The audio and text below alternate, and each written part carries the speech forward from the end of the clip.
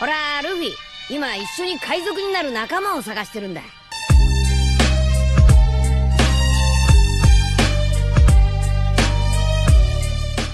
Hello guys, welcome to my channel The Wandering Zoro, your go-to destination for anime-related content. And if you're new here, don't forget to hit that subscribe button and turn on notifications so you never miss out on our latest videos. In today's video, we're going to be diving into part 2 of the series. So be sure to stick around until the end, and let's get started. April had arrived. The sun was already shining gently in the sky, painting the streets with a pleasant golden light. The city was coming to life with its usual sounds, birds singing, car engines humming, and the murmur of people starting another day of routine. Inside her room, Ochako Uraraka was almost ready to leave. Wearing the UA uniform, she smoothed out the last creases in her skirt while looking at herself in the mirror. Her eyes sparkled with excitement, and a satisfied smile appeared on her face. She adjusted her tie, turning slightly to check her reflection from different angles. She wanted to be in perfect shape for today, the day her dreams would begin. Ochako, okay, the first part is done. Now it's for real, she said to herself, putting on a determined expression before leaving her room. Rushing down the stairs, she found her parents sitting in the kitchen, enjoying the first meal of the day. Mrs. Uraraka, whose name was Chisa, wore a floral apron while finishing up an extra bowl of rice. Meanwhile, her husband, Kotsu Uraraka, was on his phone, talking to someone. Kotsu, yes, of course. I'll prepare a team. Just confirm a location one more time. Please? He asked while Ochako passed by them. Ochako, bye guys. Love you, she said quickly, about to head for the door. Chisa, hee. Hold on, young lady. Why are you in such a hurry? She asked, happy to see her daughter's enthusiasm. Ochako stopped at the kitchen entrance. Ochako, I just don't want to be late, Mom. The first day is one of the most important, and I want to make a good impression. Kotsu, just a moment, please, he said to his client on the phone, covering the speaker to talk to his daughter. That's the spirit, my gravity girl. I love to hear that, he exclaimed, proud of his daughter's attitude. She giggled. Chisa, and take care of yourself, okay? No spending the whole day just snacking, especially on matchas. Ochako, come on. Kotsu, and be careful, especially with any boys out there. Ochako, all right. She agreed with a chuckle before turning around. Chisa, wait a minute. Where's our hug?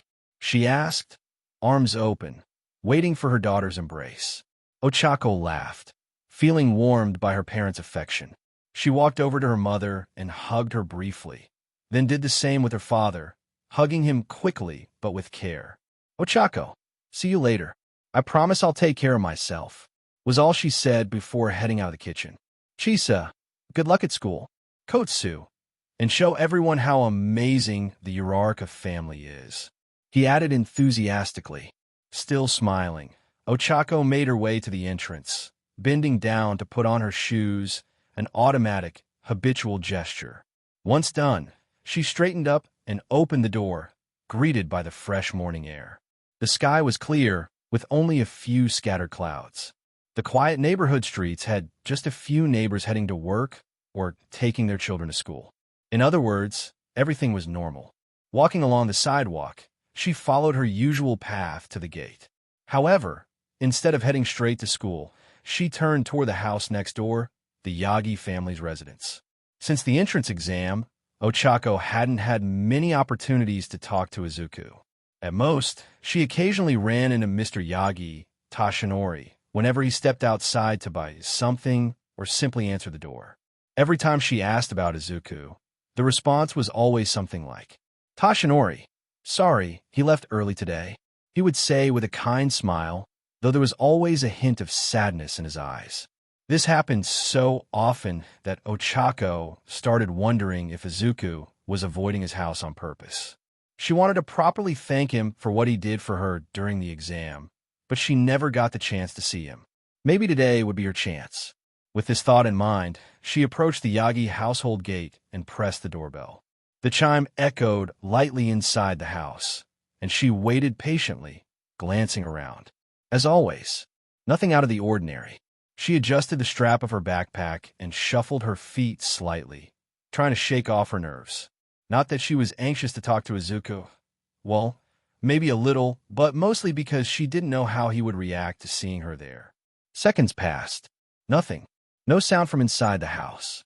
This made her frown slightly as she waited a little longer before pressing the doorbell again. Ochako, are they still asleep? No, by now. One of them should already be up to answer the door, she thought, even pressing her ear against the door, hoping to hear some footsteps. However, all she received was more silence. Ochako sighed, stepping back and looking up at the house's windows. No lights on, no movement. The feeling that no one was home grew inside her. Ochako, looks like he left early again, she thought, realizing the house was empty. She ran a hand through her hair, letting out a sigh. She didn't want to be late for school, so she decided to give up for now. Turning away, she began walking toward the school, still deep in thought. Ochako, maybe Yagi is already at UA? Yeah, that's likely. But what has he been up to lately? She wondered as the morning breeze lightly brushed through her hair. The day was just beginning, and maybe, just maybe, she would finally get the chance to thank Izuku the way she wanted. UA Building. After crossing the city by train, Ochako walked through the wide hallways of UA, her footsteps echoing lightly as she searched for Class 1A. The building was impressive on the outside and no different on the inside. After turning a corner and walking a bit further, she spotted a plaque that read 1A. Alongside, it was a significantly large door, standing out due to its imposing presence. Ochako, I've never seen a door this big, she thought, feeling a mix of admiration and nervousness. Gathering her courage, she grabbed the handle and slid the door open, which creaked slightly. As she stepped inside, she was met with a scene that she never expected to see on her very first day. That idiot Bakugu was slouching in his seat with his feet up on the desk, while Tenya was energetically reprimanding him. Tenya, if I were you, I'd take my feet off immediately. Putting your feet on the desk shows a complete lack of respect for the facilities and your classmates, he said, gesturing rigidly. Bakugu, and who are you to tell me what to do for eyes? He shot back, not even bothering to move his feet. Tenya, I'm Tenya Ida. I come from Sumai Academy, and as a representative of the student elite, it is my duty to maintain order. Bakugu, Sumai Academy, huh?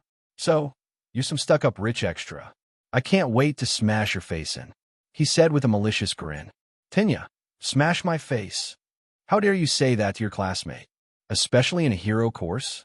The shock and disbelief were evident on Ida's face, stunned by Bakugu's hostility. The other students watched in silence, avoiding getting involved in the argument, which was far from over. Meanwhile, Ochako quietly entered and approached a girl with peculiar features, resembling a frog. Ochako, excuse me. The girl turned to her. What exactly is going on here? So, it looks like that blonde guy is causing trouble by putting his feet on the desk, and the guy with glasses didn't like it. Ochako, I see. By the way, I'm Ochako Uraraka. Tsu, nice to meet you. I'm Tsu Azui, but you can call me Tsu. She introduced herself with a smile. As they exchanged introductions, Ochako glanced around, searching for someone in particular. Not seeing Izuku anywhere, she realized that all the seats, except one, were already taken. Tsu, are you looking for someone? She asked, noticing Ochako's focused gaze. Ochako, oh yeah. I'm looking for a friend, but I don't see him here. Tsu, what does he look like? Before they could continue the conversation, a sharp scream echoed through the room. Aoima! Ah, mon diayu! What is that? He exclaimed in shock, pointing at the doorway. All eyes turned to the door, where a man wrapped in a sleeping bag stood with a bored expression. Aizawa, I was wondering when you all were going to stop with the shouting, he said, slowly emerging from the sleeping bag and letting it drop to the floor. The students exchanged glances, confused and curious about the identity of this man. Aizawa, my name is Shota Aizawa. I will be your homeroom teacher, he said in a tired, monotone voice. Sato, he's our teacher. Kirishima, is he a pro hero too? Mina, I don't recognize him. Surprise spread through the room, murmurs filling the air as the students wondered what kind of hero he could be. Aizawa, this may seem sudden, but I want everyone at the training field. Put these on in the locker room, he said, pulling a gym uniform from his sleeping bag and tossing it into the arms of a spiky-haired blonde boy. I'll be waiting. Don't be late. That was all he said before leaving the room. Kaminari, huh? What? He asked, holding the uniform with a confused expression. Shoji, has class already started? He asked, puzzled, as he got up along with the other students, including Bakugu. Kyoka, I think so. Ojiro. Weird. I could have sworn there would be an entrance ceremony. Still processing the information, the students stood up from their seats and left the room one by one. As Ochako followed them down the hallway, she couldn't help but wonder about Izuku's whereabouts. Ochako, where could Yagi be? She thought, glancing through the glass windows, taking in the vastness of UA's campus. UA Auditorium. In UA's main auditorium, the atmosphere was filled with anticipation and excitement.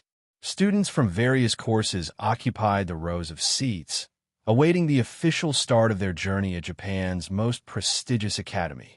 Among them, Izuku sat alongside his classmates, maintaining his composure while wearing a faintly content expression. At the front, on the stage, a row of teachers and pro heroes stood. Renowned figures such as Midnight, 13, Present Mike, Vlad King, Power Loader Cementos, Ectoplasm, Hound Dog, and at the center, All Might, the symbol of peace. At the central podium stood a peculiar figure. Nizu, UA's principal, whose appearance resembled a mix of various animals. Climbing up a small staircase to reach the podium, Nizu adjusted the microphone with a warm smile and began his speech. Nizu, good morning, everyone. Welcome to UA. My name is Nizu, and I am the principal, he exclaimed, raising his right paw cheerfully as he greeted the students. Nizu, it is with great joy that we welcome each of you, future heroes, inventors, entrepreneurs, and professionals dedicated to advancing our society. As Nizu spoke, Izuku couldn't help but glance at his father, All Might. The memory of their recent argument was still fresh in his mind. Izuku's eyes reflected a mix of hurt and disappointment. Meanwhile, All Might turned his head slightly, and for a brief moment, their gazes met. All Might's expression remained serene with his usual smile, but internally, he felt a pang of regret, which became more evident as he lowered his head slight, something that went unnoticed by everyone. Nizu, I congratulate all of you for securing a place in our institution. I know some of you may have aspired to the hero course, but I want to emphasize that every department here is vital to the harmonious functioning of our country. Whether in the support course, business course, or general studies, each of you has an essential role to play at UA, and we are here to create a better world together. Nizu's words caught Izuku's attention. Diverting his gaze from his father, he focused on the principal again, absorbing every word, while All Might sighed and lowered his eyes. Nizu, during your time at UA, you will be challenged to surpass your limits, collaborate with one another, and grow not just as professionals, but as individuals. Our classes are structured to provide you with both the theoretical knowledge and practical experience needed to thrive in your respective fields. As Nizu detailed the curriculum and continued his speech about how things would work, Izuku noticed something peculiar. In the rows reserved for the Hero Course's Class 1A, 20 seats were empty. In front of them, the business course students were present, and behind them, the general studies students.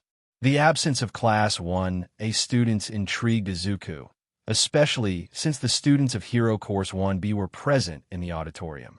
But he decided not to let it distract him for now, even though it had caught his attention. Suddenly, a faint noise caught his attention. Turning discreetly, he saw the back door of the auditorium close softly. Looking to the side, Izuku noticed that one of the seats among his classmates was now empty. Curious, he leaned toward the student next to him. Izuku, excuse me, do you know who was sitting there? Oh, I think it was that weird pink-hair girl. She must have left for some reason.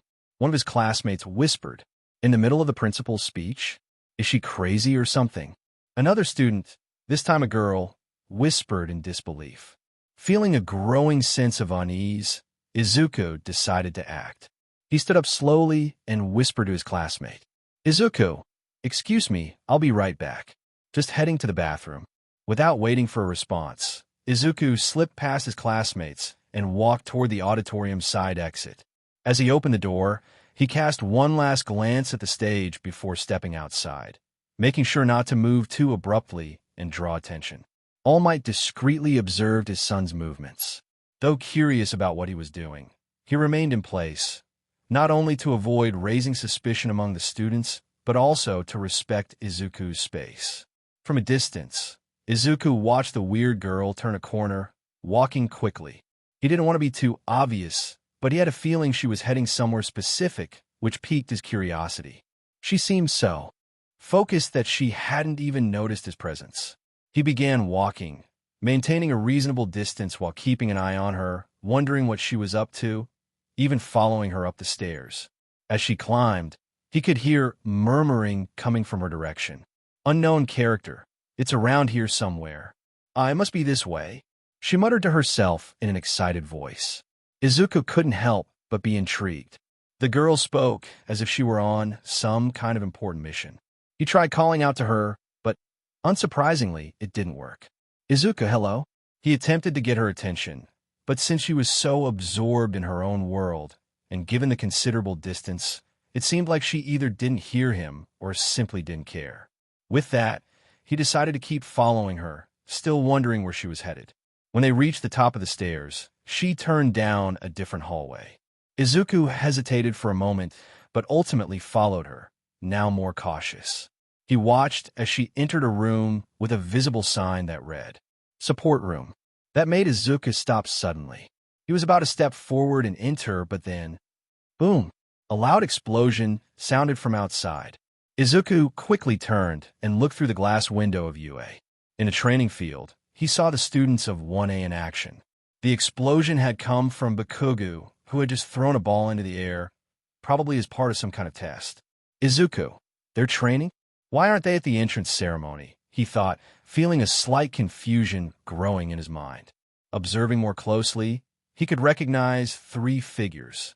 Bakugo, Ida, and of course Ochako was also among those students. Seeing her there, he felt a mix of emotions. Happiness that she had managed to get in, and a bit of sadness that he couldn't be there with them. This feeling became even stronger when he spotted Bakugo. Of course, he would be there. Wanting to push aside those emotions and negative thoughts, he quickly refocused on the reason he was there. With one last glance outside, he turned his attention back to what was ahead and decided to step into the support course's classroom. As he entered, the atmosphere changed completely. The space was filled with equipment of all kinds, tools, materials for creation and development. Workbenches were covered with various tools, and the walls were adorned with sketches and prototypes. The place felt alive, full of possibilities. The girl, clearly excited, let her voice out in pure enthusiasm.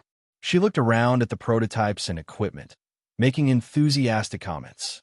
"Unknown character, wonderful, marvelous. They have everything here. It's even better than I imagined. Perfect. I can already picture what I can create," she exclaimed to herself, jumping from one workbench to another, examining the equipment with an interest beyond anything one could expect. Izuku looked around, now more cautiously. He felt like he was in unfamiliar territory, but his curiosity was fully piqued. He was still trying to understand what the girl was doing there, and, more importantly, why she was acting so eccentrically. Deciding to step forward, he tried to interact with her. "Izuku, excuse me." He tried to call her attention subtly, especially since she was hidden behind a curtain. "Hey, you, are you?" The reason for his scream was simple. As soon as he pulled the curtain aside, the girl turned around rapidly, staring directly into his eyes, face to face, with an enthusiastic smile. That was enough to startle him. "Unknown character, why are you following me? Are you lost, or are you some kind of stalker?" she asked, curious, but without losing her grin. Izuku, after recovering from his shock, quickly composed himself. "Izuku, no. I'm not a stalker. I was just trying to understand what you're doing here. You suddenly left the entrance ceremony, and I wanted to know why. I couldn't help myself. I just couldn't resist. This UA classroom has so many amazing things for an inventor like me. So I decided to come check it out in person. She explained with an even wider smile, still scanning the room, making Izuku tilt his head slightly at her reaction. Izuku, so, judging by your expression, I guess this place exceeded your expectations. Of course. Everything here is perfect. I feel like I'm in paradise. I can't wait to start creating my babies here. Izuku looked at her with a shocked expression upon hearing the word babies. Izuku, what? You said, babies? Here? He asked, incredulous and blushing. May, however, seemed oblivious to his confusion, too focused on the environment, and continued, more excited than ever. Yes. Babies. That's what I call my creations. Izuku, huh? They're a part of me, you know? Each one of them carries a little piece of me, a special touch that only I can give them. She spoke as if it was the most natural thing in the world. Izuku, oh, I see. I guess. After her explanation, Izuku felt relieved. So you call your creations babies because of that? May paused for a moment, looking at Izuku with an amused smile. Of course. And I will create and take care of them with all my heart. She explained as if it were obvious. Izuku got it. You better. Because you, green hair, are looking at a true futurist, she said, dramatically pointing at Izuku, who took a slight step back before pointing at herself. May Hatsum is my name, and one day, I'm going to be one of the greatest inventors in the world, she exclaimed enthusiastically, her eyes sparkling as she gestured with her hands, imagining her future. Izuku, yeah. That's great. That's the spirit. With a lot of hard work and determination, you can get there, he said with a slight smile, giving a small morale boost to the girl, who seemed to appreciate it. Thanks. But what about you? Aren't you excited about this too? Don't you feel the energy in the room? Izuku, maybe. A little. He commented in a slightly neutral tone, which made the girl tilt her head. I've created some things before too, but they were just trivial inventions, so... Never say that. She interrupted Izuku, stepping right in front of him again. Not only was he surprised by her sudden approach, but he also blushed slightly at how serious she looked. Nothing is trivial when it comes to inventions. If you created something, it was for a purpose, right? Every creation has a reason to exist, and whatever you made, it has one too. She looked at him with a serious expression before smiling, as if giving him a valuable lesson. Izuku was surprised by her scolding, but soon he gave a small smile. Even though he didn't know this girl well, and even though she was a bit eccentric, it felt good to hear that from someone. It made him feel more comfortable around the quirky girl. She was intense, but he felt a connection there, as if he understood a bit of what she felt. It was a genuine energy full of passion, something Izuku knew he also shared, but in a very different way. Izuku, well, I guess you're right. I'm not that creative or inspiring with what I make. That can change. I can feel it. It's going to be amazing to see what you and I can create together, she said with confidence and hope. Izuku, together? He asked, slightly nervous. Of course, after all. We're classmates, aren't we? She said, looking at Izuku with a smile and her hands on her hips. By the way, what's your name again, green hair? Izuku, I'm Izuku Yagi. He introduced himself with a weak smile. As soon as he introduced himself, the door to the room opened, making both of them freeze for a moment before seeing that it was none other than Power Loader. Power Loader, what are you two doing here? The ceremony isn't over yet. Get back now. He scolded them, clearly not happy, pointing toward where the ceremony was still taking place. Being caught red-handed by the hero made Izuku feel embarrassed. Not so much. She simply turned to Izuku and said, nice to meet you, Yagi. It'll be great working with you, partner, she said with a sincere smile before walking toward the door, while Izuku stayed behind. Izuku, yeah, I guess so, he said in a somewhat melancholic tone before following her. Time, 3:45 p.m. Hours had passed, and the sky was already orange over the UA grounds. The students, having completed their first day of classes, gathered near the main gate, sharing their first impressions and expectations about what was to come. Laughter and lively conversations filled the air, that typical youthful enthusiasm. Among them, Ochako walked alone, her expression reflecting a mix of confusion and concern. She was lost in thought, trying to make sense of a revelation that had unsettled her earlier that day. Flashback. After the first English class taught by Present Mike, the students were dismissed for a break. Ochako, however, decided to do the opposite as she left the classroom. Determined to clear up her doubts, she followed the teacher through the hallways. "Ochako, Present Mike Sensei," she called out as she ran, which obviously made the man stop and look at her. "Present Mike?" "Yes, young Uraraka? How can I help you?" he asked with a smile on his face. "Ochako, I wanted to ask about Yagi. You know, the guy with long green hair. I didn't see him in the hero course classes today. Is he around? Maybe in class 1B? The girl's question made Present Mike's usual smile fade slightly, indicating that the question had touched on a sensitive subject. "Present Mike, yes, young Yagi. He's around, yes. But he's not in the hero course. He was transferred to the support course." "Ochako, what?" She was surprised by the news. "But how?" "After the entrance exam, I asked if I could transfer some of my points to him, and you said it wasn't necessary because he had earned enough points to pass." "Present Mike, and that's true. Yagi passed the exam on his own merit. However, for some reason, he scratched the back of his neck while looking at her. He spoke with our headmaster, who informed us that young Yagi requested to move to the support course." "Ochako, what?" "But why?" she asked, shocked. It seemed like he really wanted to be a hero. It doesn't make sense for him to give up now. "Present Mike, look, young Uraraka. I don't know if I should be saying this. It's a very personal matter, but it seems something happened in his family that suddenly made him make this decision," he said with a serious expression. "I can't go into more details, but maybe it would be best if you talk to him directly to understand his reasons," he said, while the girl became even more confused by the information she had just received. End of flashback. Back in the present, Ochako boarded the train that would take her home. Sitting by the window, she watched the urban landscape blur past, while her mind replayed the conversation with Present Mike. "Ochako, why would Yagi do this? After everything he did in the exam and what he told me that night, it doesn't make sense for him to give up his place in the hero course," she thought as she looked down at the floor. The train made a brief stop at an intermediate station. Passengers came and went, but Ochako remained absorbed in her thoughts. Suddenly, something caught her attention. Through the window, in a carriage further ahead, she spotted a familiar figure stepping onto the station. "Ochako, Yagi?" She saw Izuku, who obviously didn't notice her presence, especially as he moved. Without hesitation, she quickly got up and ran toward the door, slipping out just before it closed and the train began moving again.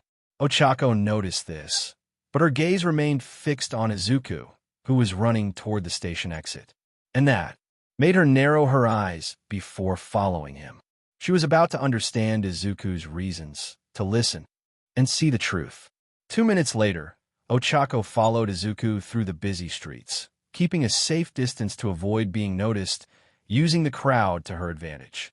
Curiosity and concern drove her to discover what had led her neighbor to abandon the hero course. After a while, she saw him stop at a modest fish market far, very far from his usual route home.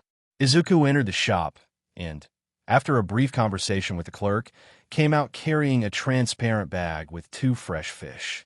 Ochako frowned as she stepped out from behind a pole, intrigued by Izuku's unusual purchase. "Ochako, why would he buy fish here so far?"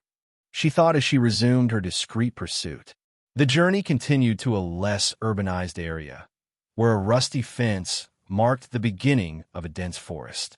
Izuku passed through an opening in the fence with familiarity, entering the woods without hesitation. Ochako hesitated for a moment, but her curiosity about Izuku's actions only grew, pushing her to move forward carefully, making sure not to be noticed. The forest was quiet, with only the occasional rustling of leaves in the wind. Ochako kept a safe distance, watching Izuku until he reached a clearing with a small pond, broken tree trunks, and burnt branches scattered on the ground. The same place as always.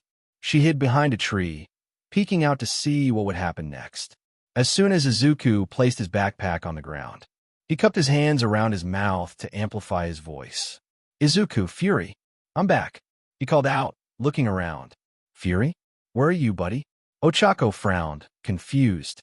Before she could wonder who or what Fury was, the sound of wings flapping in the air caught her attention.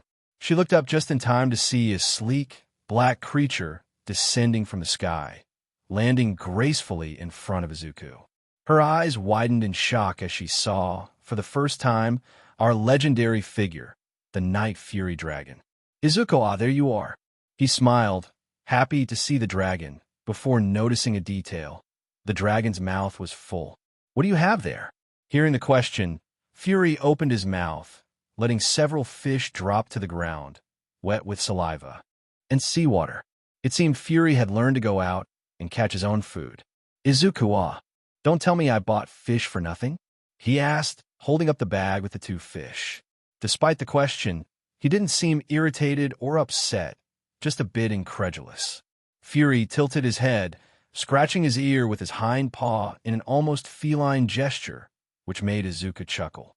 "Izuku, well, more for me then," he said, setting the bag on the ground. "I'm going to gather some firewood. Wait here, okay?" Fury nodded, settling down on the spot. Meanwhile, Izuku pulled a clawed glove from his backpack, put it on his right hand, and walked toward the trees, searching for more dry branches. Ochako, still processing the sight of the dragon, took a step back, trying to silently move away. However, her foot landed on a dry branch, which broke with an audible snap. Fury's ears perked up, and he turned his head toward the sound, his eyes wide open, filled with suspicion and alertness. Ochako's heart raced at the slip-up. She tried to retreat further, moving as quietly as possible, wanting to escape from there. However, she heard something that made her freeze. She heard a breath through the nostrils just behind her, and when she slowly turned her head, she saw Fury staring her in the eyes with narrow pupils. Seeing the dragon stare at her, Ochako panicked. "Ochako!" She screamed as she began to run desperately from the dragon. Fury, threatening growl he growled upon seeing the intruder, who continued fleeing. Izuku, hearing the girl scream and his friends growl. "Izuku, Fury?" He dropped the firewood he was carrying and ran back toward the clearing, his heart racing. "Fury!" Ochako ran as fast as she could, with branches and bushes from the forest hitting her, making her escape more difficult. She could hear Fury's heavy paws pounding behind her, and every step the dragon took seemed to bring him closer and closer. Her mind was a mess, trying to figure out a way to shake off the massive creature now on her tail. She descended a small slope, believing the thick vegetation around might help conceal her escape. But to her surprise, Fury was more agile than she expected. He grew closer and closer, easily cutting through the vegetation without hesitation, as if it were the most natural thing in the world. Ochako panicked, seeing Fury's enormous shadow approaching quickly. She glanced around, trying to find a solution, and it was at that moment the dragon appeared in front of her with a leap. Ochako had no time to stop in time, and, with a desperate scream, fell backward to the ground, the impact leaving her breathless for a few seconds. She stayed there, motionless, her heart pounding, eyes wide with pure fear, as the dragon slowly approached her. Staring at her with narrowed eyes, his gaze full of distrust and caution. The dragon's heavy breathing was all Ochako could hear at that moment, along with his heavy footsteps. She trembled, completely paralyzed, the feeling of imminent death hanging in the air. However, before anything could happen, a familiar voice reached both of them. "Izuku, Fury! Fury, no!" he shouted, running toward the spot where the girl and the dragon were, placing himself between them and raising his hands in a calming gesture toward the dragon. "Fury, enough. Calm down, easy there. It's okay, buddy," he said in a firm but friendly voice, as if speaking to a pet. This proved effective, as Fury growled lowly but hesitated for a moment, lowering his head and slowly backing away from Ochako. His eyes, however, never left the girl, remaining fixed on her with a suspicious and watchful gaze. Clearly, he didn't trust her. Izuku turned to Ochako, placing his hands on Fury's head, calming him. "Izuku, are you okay?" he asked, looking directly at her, concerned. Ochako was trembling, still stunned by the scene. She tried to get up, but the fear still prevented her from moving comfortably. "Ochako, what was that? And who is that thing?" She pointed at Fury, trying to mask the anxiety in her voice. "Izuku. He has a name, and it's Fury. Actually, I gave him that name," he said, stroking the dragon's chin, which closed his eyes at the affection. "Fury, this is Uraraka, my neighbor." Fury snorted through his nostrils as he opened his eyes again, letting out a low, almost disdainful sound, as if he wasn't convinced by Izuku's introduction. "Izuku, don't worry. He's a good boy. Ochako, good boy. He was about to attack me," she exclaimed, pointing at the dragon. Fury, disdainful growl. "Izuku, of course you scared him. You just showed up out of nowhere." "Ochako, I scared him?" She was incredulous. "Izuku, I know he looks a bit scary, but trust me, he's my friend," he explained, taking his hands off Fury. "Really, he won't hurt you. You can trust him." Ochako looked at him with doubt, still trying to process the fact that she was standing in front of a dragon. A real one. She was trying to understand it all, but one thing still didn't make sense. "Ochako, how? How did you become friends with a dragon?" She seemed incredulous, yet fascinated. "Izuku, I met Fury about 3 months ago." What he said left Ochako surprised. "When he first appeared, he was really hurt, but I started taking care of him, and we formed a friendship. Ever since then, he's been my friend, and I take care of him as best I can." Ochako, 3 months. Ochako, still surprised, now looked at Izuku in a different way. She was starting to understand some things now. The reason Izuku was always in such a hurry, the reason he was always on the move, it was all because of Fury. Izuku, noticing she was processing the information, smiled and took a step back, approaching Fury. "Izuku, want to see something really cool?" he asked, with a mischievous smile, as if he had something surprising to show. "Ochako, what?" she asked, still a bit hesitant but curious. "Izuku, Fury?" Izuku then approached Fury, who bent down slightly, allowing Izuku to climb onto the dragon's back. "Hop on." He extended his hand to her, as if it were the most natural thing in the world. "Ochako, what?" I don't." Ochako looked at the dragon, and then at Izuku, doubt still clouding her mind. She was hesitant, afraid to climb onto Fury, who was still looking at her with indifference, which made her step back a bit, her legs trembling. "Ochako, I don't know if..." she stammered, her voice full of uncertainty. Izuku, seeing her hesitation, took a deep breath and looked at her with a firm yet gentle expression. "Izuku, please, Uraraka," he said, with a firm yet gentle look. "Just give me a chance to show you something," he said, still extending his hand. Ochako hesitated for a moment longer, looking at the span of Fury's back and then back at Izuku. But his trusting and welcoming look seemed to have the desired effect. She felt an impulse, an unexpected confidence amidst her uncertainty. With that, she took a hesitant step forward and left her backpack on the ground. Cut to the wind being cut through as Izuku and Ochako soared through the air on Fury's back. The dragon flapped his wings with force, propelling himself upward in a fast flight, something Izuku was already familiar with. But for Ochako, it was far from calm. "Ochako, ah!" she screamed at the top of her lungs, her arms wrapping around Izuku from behind as her body trembled against his back. "Izuku, Fury, I asked you to take it slow." He scolded the dragon as he saw, felt, and heard the girl's panic. "Relax, Uraraka, it's okay. We're not going to fall." He tried to reassure her as he felt her grip tighten around him. "Ochako, we're 8,000 meters above the ground." "Izuku, yeah, I know that very well." "Fury, can you go down just a little bit, please?" Fury grunts in annoyance. He rolled his eyes, but then his expression shifted to playful. It turns out that he obeyed Izuku. However, he suddenly folded his wings, diving very quickly. "Ochako." Her scream tore through the air as fury plummeted toward the ocean. The wind whipped their faces, and Izuku had to grip tighter to keep his balance. Izuku, not like this, Fury. Don't make things harder. The dragon got so close to the water that the reflection of the waves could be seen in his eyes.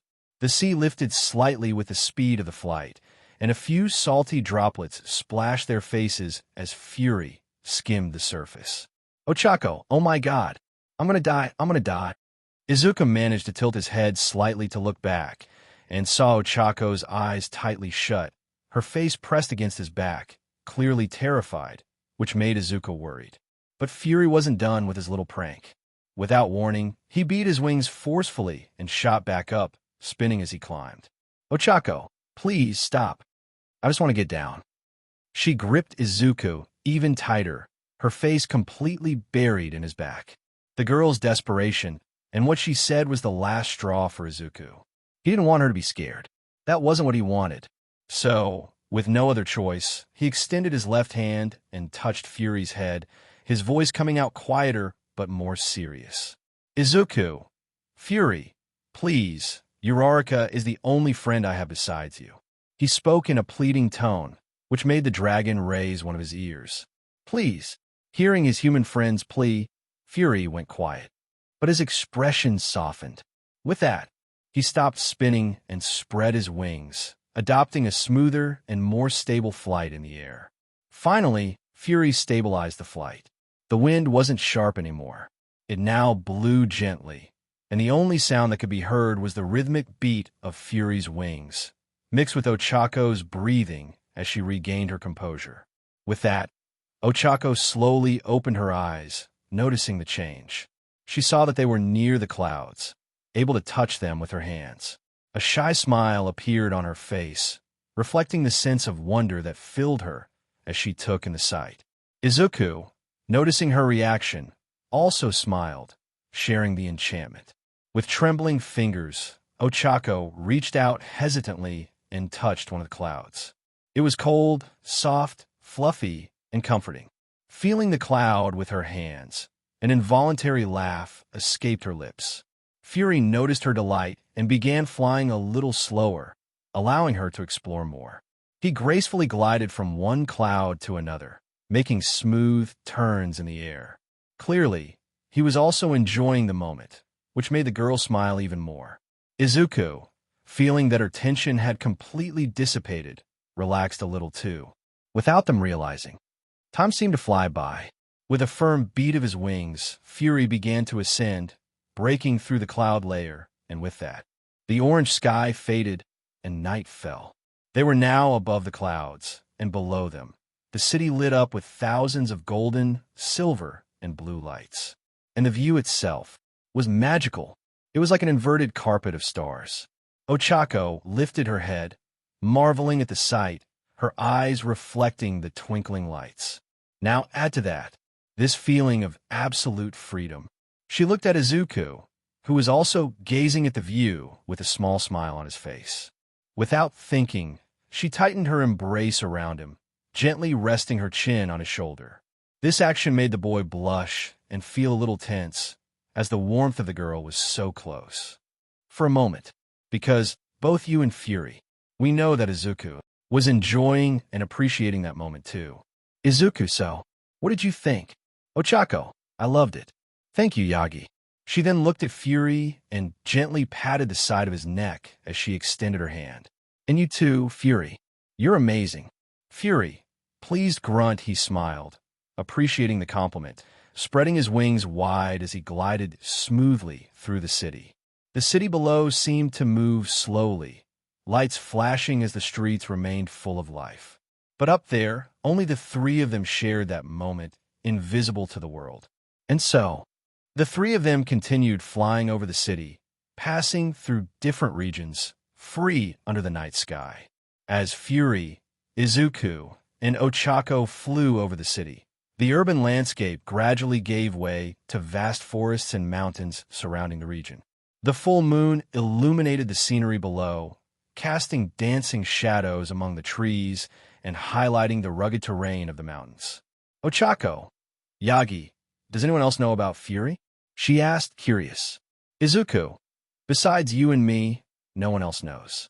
I'd rather keep it secret. I don't know how people would react to seeing a real dragon like Fury. He replied, thoughtful, his gaze fixed on the surroundings. Before they could continue the conversation, one of Fury's ears suddenly perked up and his pupils narrowed. Izuku immediately noticed the change in his friend's behavior through the movement of his head. Izuku, what is it, buddy? Something wrong?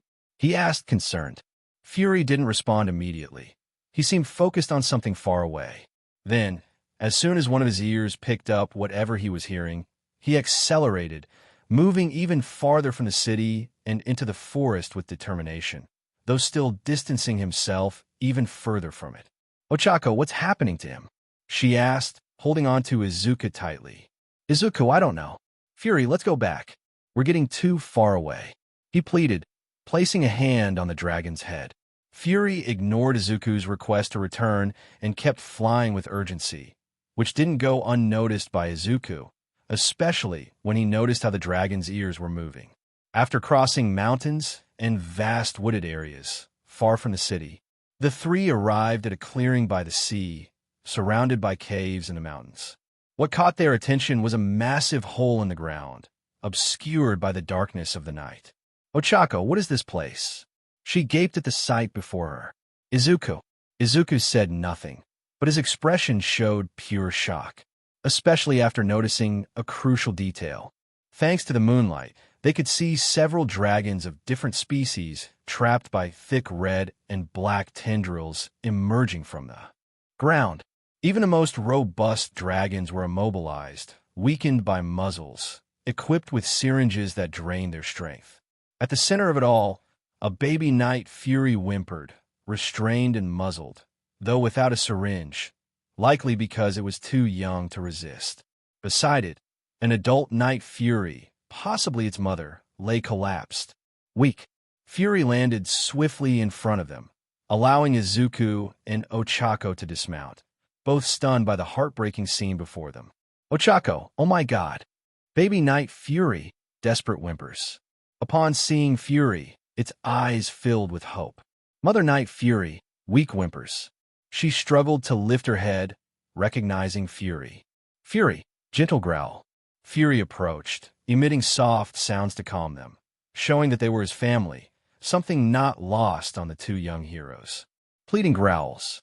The dragon turned and looked at Izuku and Ochako, asking for help. Izuku, let's free them, he decided, stepping closer to the tendrils restraining the baby Night Fury. Ochako, what are these things? She asked, examining them closely as she stopped in front of the hatchling. Izuku, I'm not sure, but they seem to be some kind of quirk given their characteristics and how they emerge from the ground. He replied, analyzing the tendrils. Using the clawed glove on his right hand, Izuku sliced through one of the tendrils with just a finger, gradually freeing the baby. Meanwhile, Ochako quickly removed the muzzle from the young dragon, who, in gratitude for being freed, jumped onto her and began licking her face, making her laugh. Ochako, there, it's okay now. You're free, she said, stroking the hatchling. Izuku then turned to the adult Night Fury. Carefully, he cut through the tendrils restraining her and removed her muzzle. She sighed in relief, slowly standing and pressing her head against Fury, expressing gratitude and relief at being reunited with her eldest son. Mother Night Fury, soft growls. She was clearly showing affection and longing. Fury returned the gesture, rubbing his head against hers, his eyes closed in contentment. Izuku, so they're your family, he said, moved by the scene, while the dragon looked at his friend with gratitude. Ochako, and they are the tribe? She asked as they looked around, where Izuku and Ochako noticed that other dragons, still trapped, watched the scene with a glimmer of hope in their eyes, emitting low sounds as if pleading for help. Seeing this, and remembering how Fury was when he first found him, Izuku was starting to piece things together. Izuku, we need to free them, and fast, he said, determined, which caught the group's attention.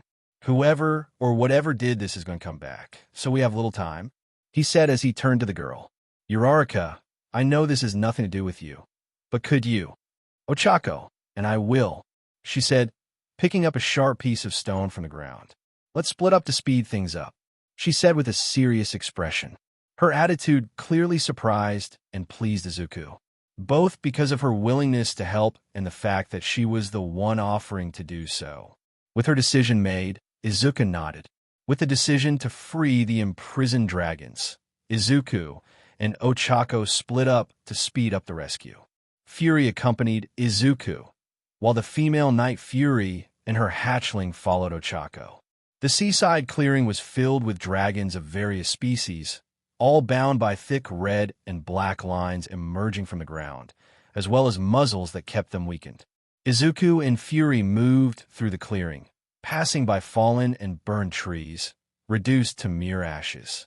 They first encountered a deadly natter, according to what the book described, a dragon known for the sharp spines it could launch from its tail.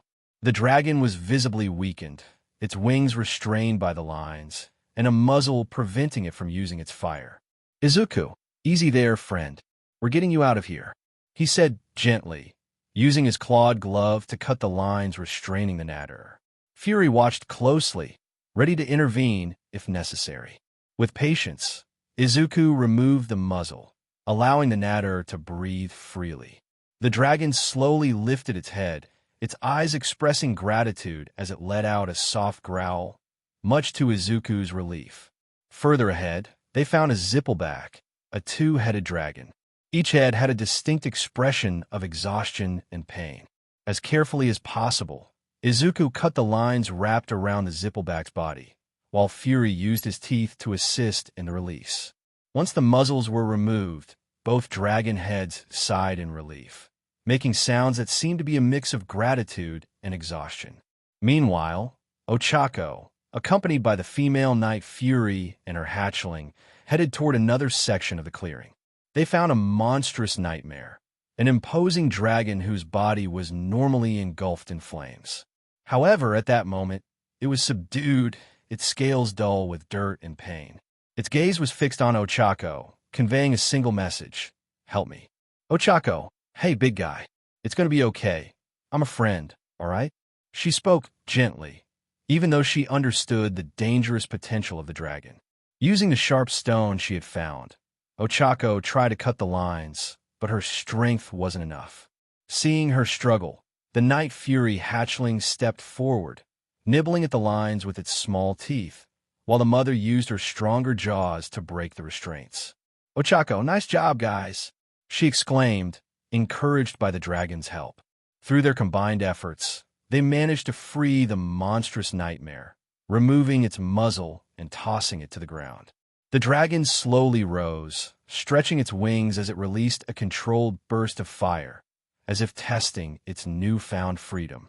It then bowed its head toward Ochako and the Night Furies, letting out a deep sound that resembled gratitude.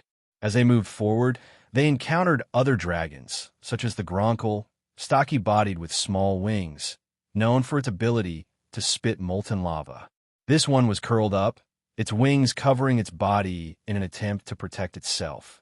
Izuku, hey buddy, let's get you out of here, he said, approaching carefully. With Fury's help, they cut the lines and removed the muzzle.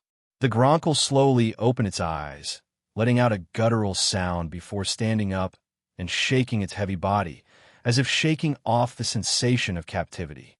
Further ahead, Ochako also found a Light Fury, a sleek, white-scaled counterpart to the Night Furies, its body shimmering under the moonlight.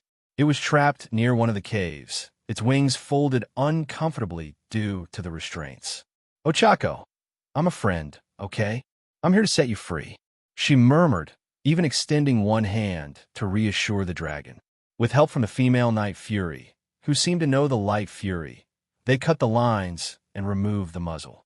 The dragoness stretched her wings gracefully, her eyes filled with gratitude as she let out a melodic sound. After a while, the group continued freeing several dragons of many other species.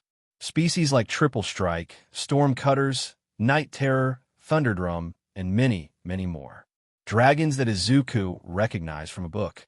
Whether large, medium, or small, they all slowly stood up, regaining their strength once their muzzles were removed, showing gratitude toward the group, especially Izuku and Fury. Eventually, the two approached the massive hole in the center of the clearing. Speaking of that unusually large hole, Izuku's curiosity was piqued, and he decided to investigate. Meanwhile, Fury was busy helping a dragon called a Rumblehorn stand up, recovering after having its muzzle removed. Stopping at the edge and looking down, Izuku saw that the hole contained water. However, there was something below, though he couldn't quite make out what it was, prompting him to squint and focus his vision. Izuku, what the? However, as soon as the moonlight broke through the clouds, it partially revealed what lay below. And what Izuku saw made his eyes widen in shock. 3 enormous eyes emerged from the darkness, locking onto Izuku. Sharp teeth gleamed under the moonlight, and a menacing presence emanated from the creature, which was of an overwhelmingly colossal stature. With that sight before his eyes, "Izuku, Fury!" he shouted, immediately backing away. A thunderous crash echoed through the clearing as the creature slammed against the sides of the hole, rising from the water and gradually revealing its colossal form as it roared. Fury, Ochako, and the dragons that had been freed turned their gazes toward the pit. A second of silence was quickly replaced by an ear-splitting roar, so deep and powerful that it made the air around them vibrate. A massive claw emerged from the water, rising for a devastating strike at anyone nearby. The dragons reacted instantly. Some instinctively retreated, their eyes widening in fear. Others, like Fury, did not hesitate to roar back, eager to challenge the unknown threat. Izuku kept running, the enormous claw looming above him. But before Fury could act, the Night Fury Mother was the first to move. With a swift burst, she took to the sky, firing a beam of purple plasma that exploded against the creature's claw. The attack narrowly deflected the blow, preventing Izuku or the other dragons from being crushed. The monstrosity roared furiously, its massive claws slamming into the ground with brutal force, sending debris and dust flying. "Izuku, oh no," he muttered as Fury ran toward him, signaling him to get on his back. Above, the Night Fury Mother circled the creature, trying to distract it with her plasma blasts and roars to draw its attention, and it worked.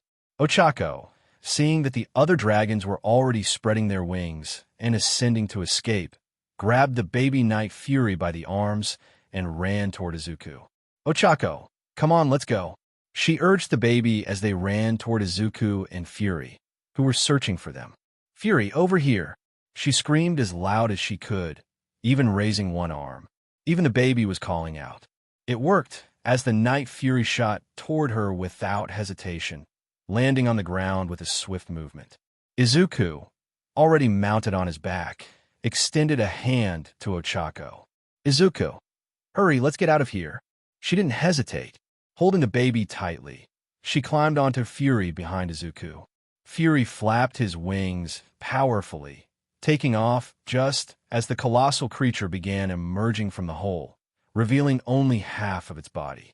The Night Fury Mother continued her aerial assault, firing plasma blasts to distract the beast as she circled above it. The creature even attempted to bite her, but she managed to evade just in time. However, as she prepared for another attack, the creature abruptly turned its head and struck her with a brutal blow from its lateral jaw, sending her crashing to the ground with a thunderous impact. "Izuku, no!" he screamed, desperate at the sight. The monstrosity raised its claw to crush her.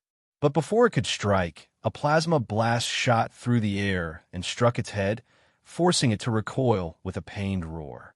Fury, Angry Roar Fury, was the one who fired, with Izuku, Ochako, and the baby Night Fury on his back. The dragon's eyes gleamed with fury, his fangs bared in a fierce snarl. And then, as the smoke from the explosions cleared, they finally saw the creature in its entirety.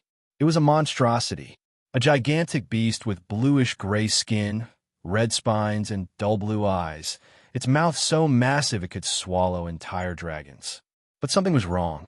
On the left side of its head, part of its skull was exposed, revealing pulsating brain tissue, as if it had been torn away or modified. Ochako was speechless, a chill running down her spine.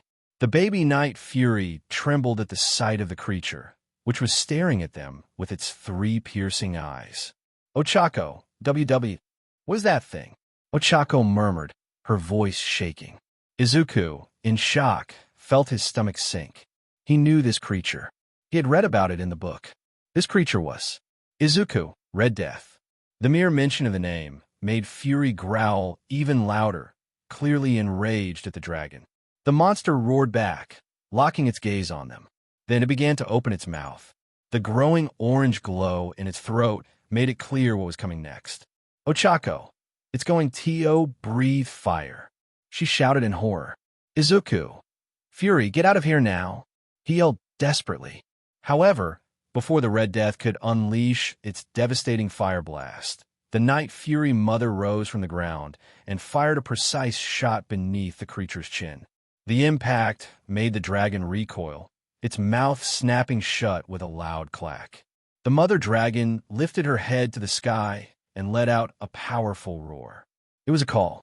The dragons flying over the clearing immediately responded, gathering around her. Izuku, Fury, tell everyone to retreat.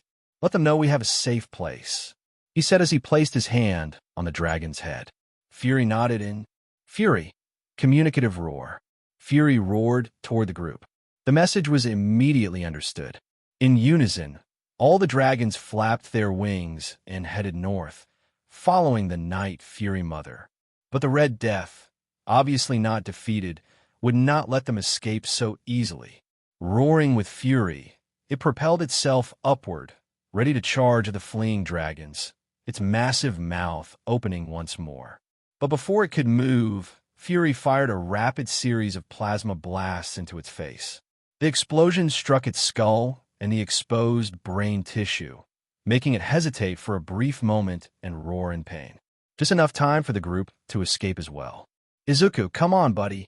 Go, he urged, tapping Fury lightly on the head. Fury clearly wanted to attack the dragon, to kill it. Even that much was evident in his eyes and expression. However, he chose to obey Izuku, taking the opportunity to fly away and join the group of dragons ahead. Izuku looked back, expecting to see the monstrosity pursuing them. And indeed, it was beginning to rise, its eyes burning with fury, preparing to climb out of the pit and give chase. But then a deep, cold voice echoed from one of the caverns. Unknown character, enough. As soon as the words were spoken, the enormous creature abruptly stopped, freezing in place. Its eyes lost part of their wild fury. Without warning, its body bowed downward, as if an invisible force had taken control of its will. With a final roar, the Red Death collapsed onto its stomach, its enormous body crashing into the ground with a thunderous impact. Izuku and Ochako were left speechless as they watched from a distance. Ochako, what just happened? Did it die? She asked, relieved but curious. Izuku remained silent, staring at the now motionless creature with a mix of confusion and relief. What had just happened? What made the dragon stop so suddenly? And why was half of its head exposed like that? Unfortunately, they had no answers, and they wouldn't dare stay to investigate, at least not now. Izuku, keep going, Fury. Let's move. Fury, carrying Izuku, Ochako, and her little brother on his back, took them far from the area, flying swiftly towards safety. The other dragons, now free with their muzzles removed, followed their leader, the Night Fury Mother. The rescue and escape were successful. A minute had passed, and the cutting wind mixed with the sound of Fury's wings and those of the other dragons as they flew away, each one following the Night Fury Mother and Fury himself, who was at her side, with unwavering loyalty. The group was exhausted, but there was a sense of relief. A moment of peace after everything that had just happened. Were they still in shock and tense from what they had just witnessed? Yes, they were, but at least they could be grateful that the threat had been driven away. Or at least it seemed that way.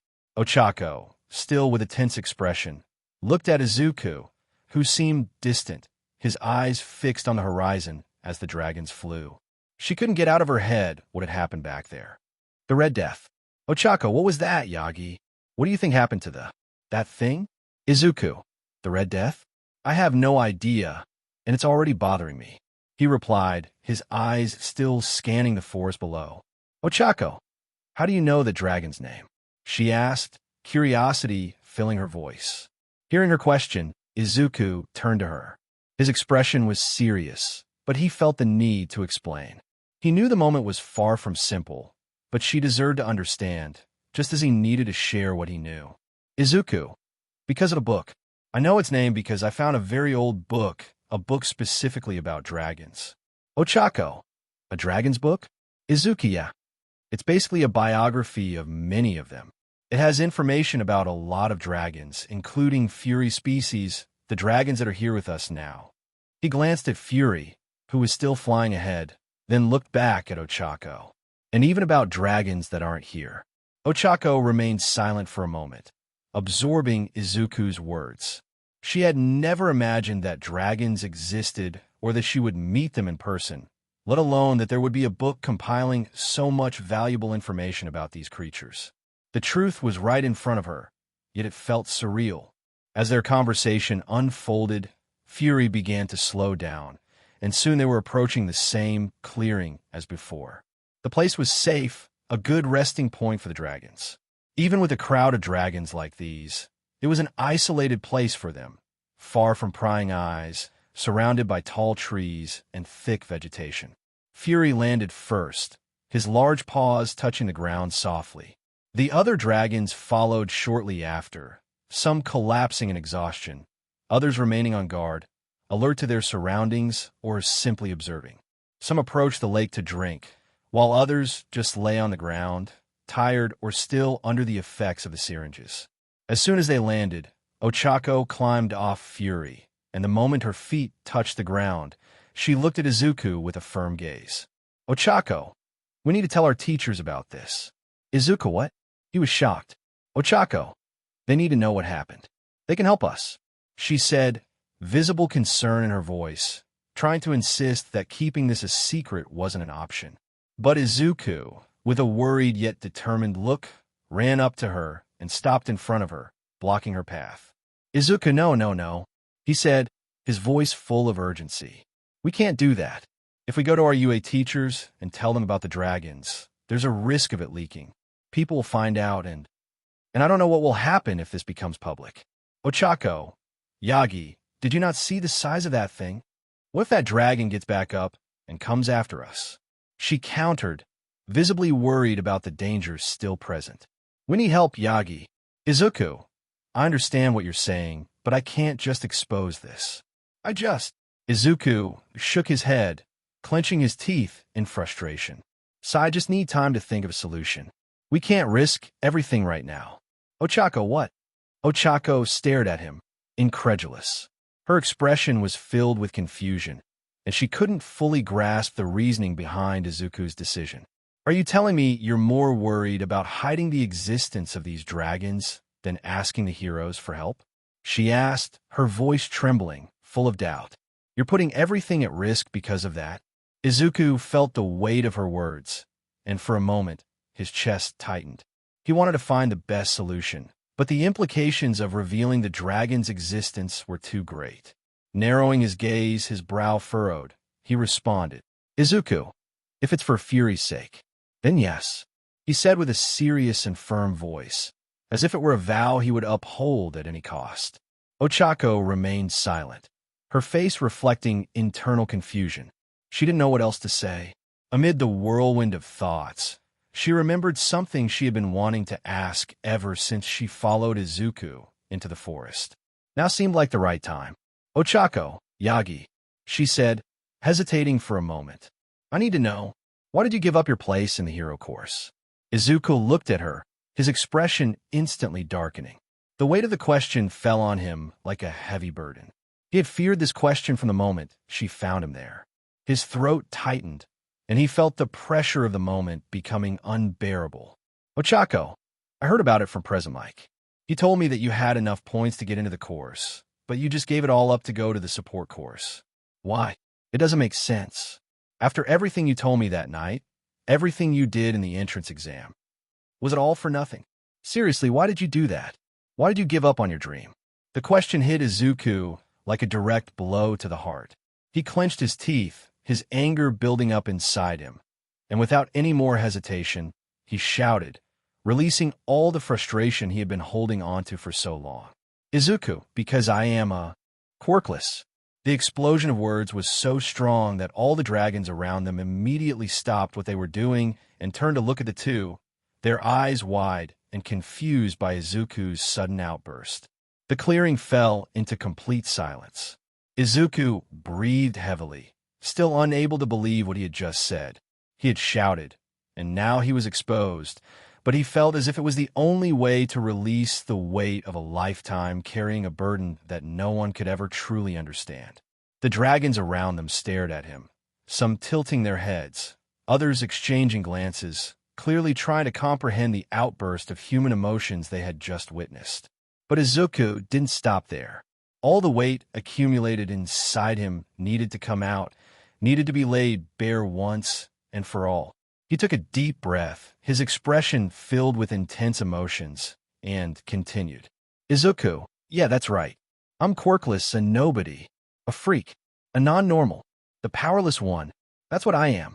He pointed at himself, a mix of anger and sorrow in his voice. What I said that night was true, and what I did in the exam, I meant it. I wanted to get into the hero course. But do you know why I gave it all up? Because I have no support from anyone. The emotion in his voice grew stronger, and his fists trembled as he spoke. Not even my own father supports me. I don't even have my mother to support me. So I just accepted it. I accepted that there's no place for me in the world of heroes. I accepted this reality. I accepted that I'm nothing more than just another quirkless, who has an impossible and stupid dream of being a hero. The weight of his words fell like a stone upon everyone around him. Ochako felt a tightness in her chest as she saw Izuku like that, completely vulnerable. His eyes were brimming with tears. His breathing was heavy, as if he had carried this burden alone for far too long. Her gaze wavered between surprise and disbelief. She had never imagined that Izuku had been carrying this kind of pain inside him. The way he always kept a goofy or determined smile. He had never shown any signs that he bore such a deep wound. But now, seeing the boy in front of her, his shoulders shaking, his eyes filled with frustration and anger, she realized just how wrong she had been. Izuku turned his back, breathing heavily, trying to compose himself. He was expecting anything at that moment. He expected Ochako to reject him, to walk away, or worse, to confirm everything he had just said. But instead, he heard something completely unexpected. Ochako, that was the dumbest thing I've ever heard. Izuku, what? Izuku froze. His eyes widened, and he turned his face towards her, stunned. When he looked at her, Ochako was already walking toward him, but not with a look of pity or compassion. There was no sympathy in her expression. Instead, there was something intense, something firm, something determined. Ochako, you said you're just another quirkless, that you have no place in the world of heroes, that what you did was for nothing. She stopped right in front of him and looked up, staring him straight in the eyes. But I don't see that. Do you know what I see, Yagi? Izuku didn't respond. He was so surprised by the way she spoke that he just stood there listening. Ochako, I see a guy who earned enough points to enter the hero course, using nothing but his own intelligence, effort, and courage. She made a firm gesture, pointing at him. I see a guy who risked his own life to save a girl who only slowed him down by being a dead weight. And no one else tried to do that, even though they all had incredible quirks. She took another step forward, closing the distance between them. Ochako, and now, I see that same quirkless guy saving a bunch of dragons who were trapped, weak, and on the brink of death. She pointed around. The dragons were still watching, listening to every word she said. And look where they are now, alive, free, because you saved them. Izuku swallowed hard. He felt a lump form in his throat. His chest was rising and falling heavily. Ochako, so don't tell me you're just another quirkless, because that's a lie. Her voice grew stronger, and she touched his chest with the tips of her fingers, except for the pinky, which was raised against his shirt. You've already become a hero, Yagi. Since that moment in the exam, since the moment you saved those dragons, and since the moment you decided to fight for something you believe in. Izuku's eyes were wide. His mind was processing every word, every argument. The world had always told him the opposite. Since he was a child, he had always been told he could never be a hero, that he had no chance, that it was impossible, a waste of time, that he would die just trying. But now someone was saying the opposite. Now someone was telling him that he had already become one. It made him feel a tear slide down the corner of his right eye. Ochako, seeing this, smiled gently. Ochako, and you know what else? Since that day, you've already become my hero. Izuku's eyes trembled. He felt the impact of those words deep in his soul. Ochako, and now. She looked around. It seems like you've become their hero too. So, if what you need is support to believe that you can be a hero, know that you have mine. And then, my friends, our poor green-haired guy couldn't take it anymore. Emotion overtook him, and without thinking twice, he hugged her tightly. He didn't care anymore if he was being vulnerable. He just needed to hold on to that moment, that truth, that support he had always wished for. And Ochako smiled and returned the hug, wrapping her arms around him with affection. They stayed like that for a moment, just feeling each other's presence, until Fury. Soft grunt, he drew the attention of the pair as he moved up beside them, making them pull apart slightly and look at the dragon, who was staring at them. Izuku, what's up, buddy? Then, the dragon did something that surprised both Izuku and Ochako. Fury lowered his head and bowed to him. Izuku blinked, his mouth hanging open at such a simple gesture. And it didn't stop there, because the Night Fury's mother, who was nearby, also bowed to Izuku. And you want to know the best part? It didn't end with that. Izuku started looking around, and he noticed something unbelievable happening. All the dragons in the clearing began to bow before him. Those lying down stood up to do the same. Those at the lake stopped drinking and also lowered their heads in respect. Even the small pups, including Fury's little brother, who didn't fully understand what was going on, mimicked the gesture of the adults. The dragons were showing gratitude and respect. They were recognizing Izuku as someone worthy of their trust, and that left Izuku speechless. Ochako, however, smiled, gently touching his arm. Then, without warning, she leaned in and kissed him on the cheek. Izuku's eyes widened, his cheeks turning bright red as he stared at the girl. Ochako, I think the dragons agree with me, she said, shyly and lightly blushing as she looked at the dragons. Izuku swallowed hard, still unable to process everything. But then, as he looked at the dragons, who were still bowing before him, something inside him changed. He took a deep breath, feeling a new kind of determination rising within him. If they believed in him, if Ochako believed in him, then he would repay that trust. If this was what it meant to be a hero, then he would be their hero. Meanwhile, back in the spacious clearing where a fierce battle had once raged, there was now an unsettling silence. The Red Death remained motionless on the ground, its massive belly pressed against the ravaged earth. Its chest still rose and fell with an irregular rhythm, proving that it was alive, but something was wrong. In front of it, a shadowy figure, mainly due to its attire, stood still, watching without fear or intimidation.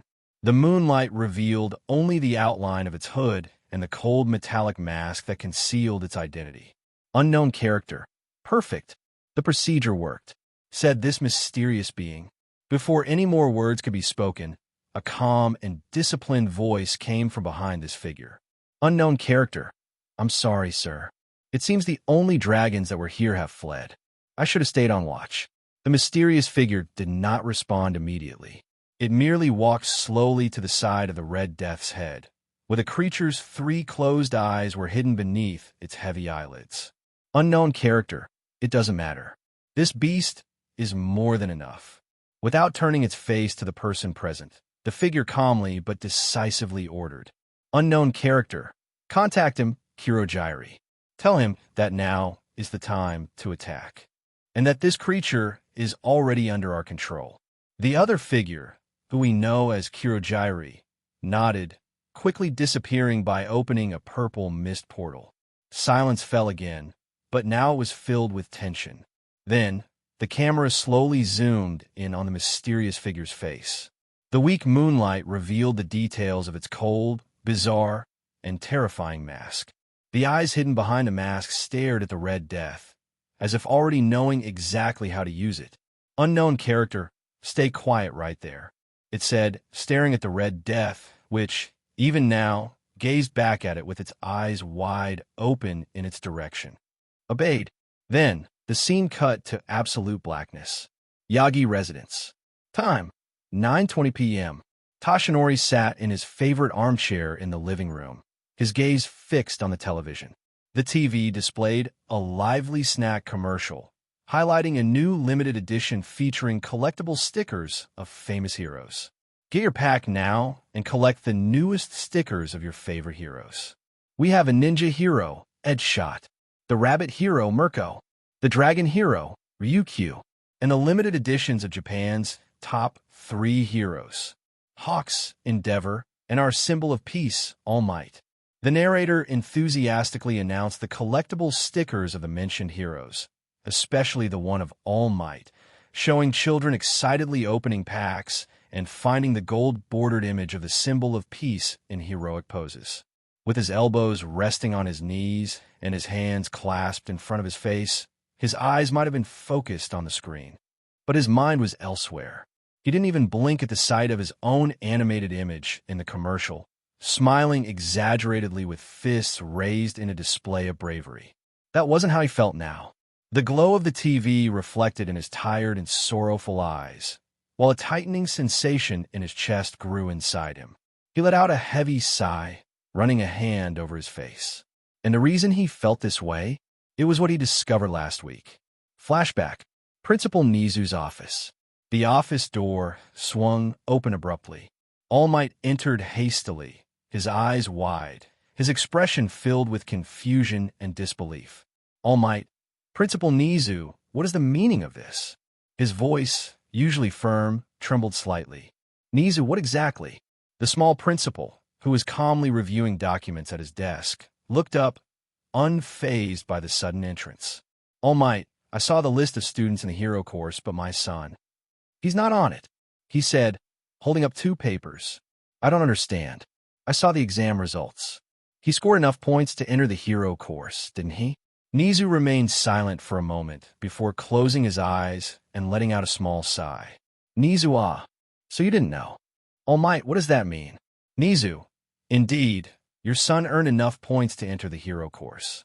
However, the principal paused, studying the hero's expression as he listened intently, before continuing. It turns out that he chose this himself, Toshinori. All Might blinked, feeling as if the ground had vanished beneath his feet. All Might, what? Nizu, yes. He came to me.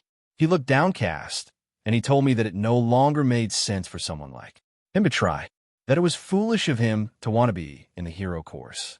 The principal's tone wasn't accusatory, but there was a certain sadness in his voice. According to his own words, he said he was accepting reality. Toshinori's heart clenched at those words. Accepting reality. That was exactly what he had told his son that day. All Might, no, this doesn't make sense, he murmured, placing a hand on his head and taking a step back. He always wanted to be a hero. Nizu, yes, it doesn't make sense at all. The comment from UA's headmaster drew All Might's attention. The hero, now wearing a neutral expression, stared at the small principal, who tilted his head slightly forward. Toshinori, don't tell me you had something to do with this decision? The question felt like a punch to the gut. Both that day, and still now. His doubts, his fears, and the answer his own fear had given his son that day, led to his son's decision to give up. End of flashback. Back in the present, Toshinori blinked as he recalled his conversation with Nizu. His chest rose and fell heavily, as if a weight was pressing against his lungs. He ran a hand through his already slightly disheveled blonde hair, the guilt still lingering, weighing on him. Then he leaned to the side and picked up his phone from the small table next to the couch. As soon as the screen lit up, it revealed the last recorded messages between him and Izuku. The last message he had sent his son was on the day of the entrance exam. "Good luck, son." And after that, nothing. No response. And I'm not just talking about text messages. I mean the time that passed since that day. The atmosphere inside that house had not been the same since the harsh words he said to Izuku. And the only things Izuku would say to his father were something like, "I'm heading out, bye." Or, "Excuse me, I'm going to see a friend." Or simply, he left without saying anything. Tashinori wanted to spend time with his son, talk to him, and try to fix the tension between them. But how could he fix such a deep wound that he himself had caused? This depressing atmosphere in the house. It was all his fault. If he had said something different that day, if he had shown some support, if he had been a better father, if he had given his son one for all. He hesitated, his fingers hovering over the phone keyboard. He wanted to say something. He wanted to ask how Izuku was doing, if he was coming home soon, or, at the very least, apologize right then and there. He wanted to say something. Anything like, "Izuku, can we talk? Son, how are you? Please, tell me you're okay." So many words, yet none felt right. None felt worthy. He squeezed his eyes shut, closing the phone screen with a heavy sigh. Before he could sink further into his guilt, something caught his attention. Voices. Familiar voices outside the house, making Tashinori frown as he got up from the armchair. He turned toward the front door, his curiosity piqued upon hearing his son's voice, and, a girl's? It didn't take long for him to quietly walk to the living room window. The curtains were drawn, but he parted them slightly with his fingers, just enough to see without being noticed. Outside, illuminated by the street lamp, Izuku and Ochako were walking together, approaching the house's front door, still dressed in their UA uniforms, their backpacks slung over their shoulders. The young man wore an expression of surprise and disbelief, while Ochako smiled slightly, gesturing as she animatedly told the story. "Ochako." And then Aizawa-sensei just said that if anyone came in last place, they'd be expelled on the spot. She said, gesturing with her hands and shaking her head. "You should have seen our faces." Everyone froze instantly. "Izuku, expulsion on the first day?" His eyes widened, shoulders rising in shock. He really said that. But why would he do something like that on the first day? "Ochako, to test our potential," according to him. She sighed, recalling the experience. "I think he wanted to see how we'd handle the pressure. And let me tell you something. It worked. I've never pushed myself so hard in my life." She let out a breath, a tired but satisfied smile playing on her lips, only to find out in the end that it was all a lie. He just wanted us to take the test seriously. Tashinori. So that's why Class 1A wasn't at the entrance ceremony. He narrowed his eyes, processing the information. Aizawa had expelled an entire class in the past because he believed they had no potential. The fact that he threatened to do the same, but, in the end, didn't expel anyone was unusual. Izuku blinked a few times, trying to process the information. "Izuku, wait, so no one got expelled?" "Ochako, no, but there was this guy." Moneta, I think. Poor thing. He came in last and started crying desperately, saying he didn't want to be expelled before dating a girl. Izuku, PFF. Izuku was silent for a second before letting out a surprised giggle. Ochako joined him, covering her mouth to muffle her laughter. No, that has to be a joke." "Ochako, it's true." She nodded, laughing even more. "You should have seen his face."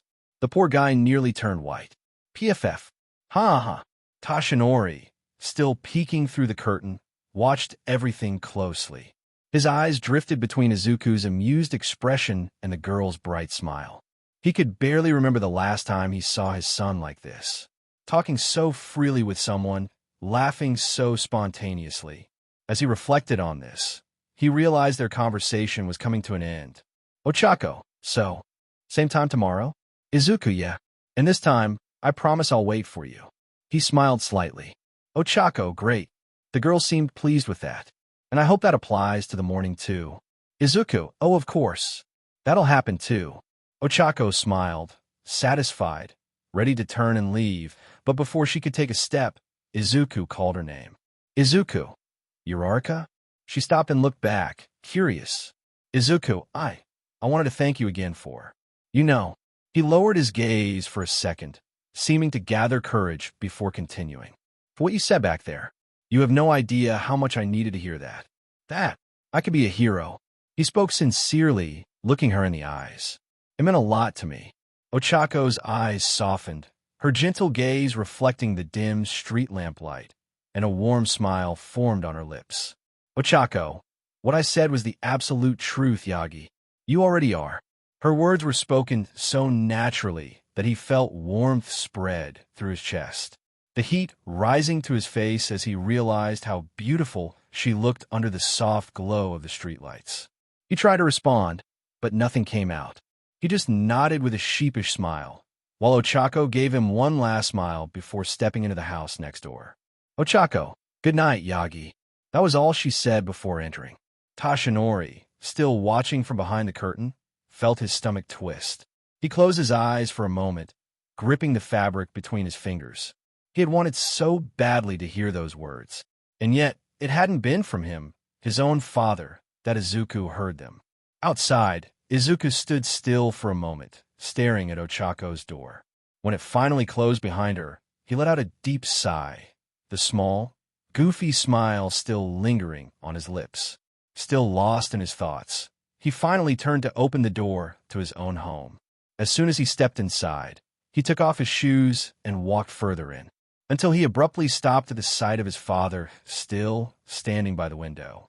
Their eyes met. Tashinori remained there, frozen, his gaze lost in the direction of his son. The silence between them felt as heavy as gravity itself. Izuku, still at the entrance, held his father's gaze, showing little emotion but refusing to look away. For a moment, neither of them spoke, simply studying each other in the midst of the uncomfortable quiet. Tashinori, hello, son. He forced a small smile, attempting to sound casual. Izuku, hey. His response was short, neutral. What are you doing?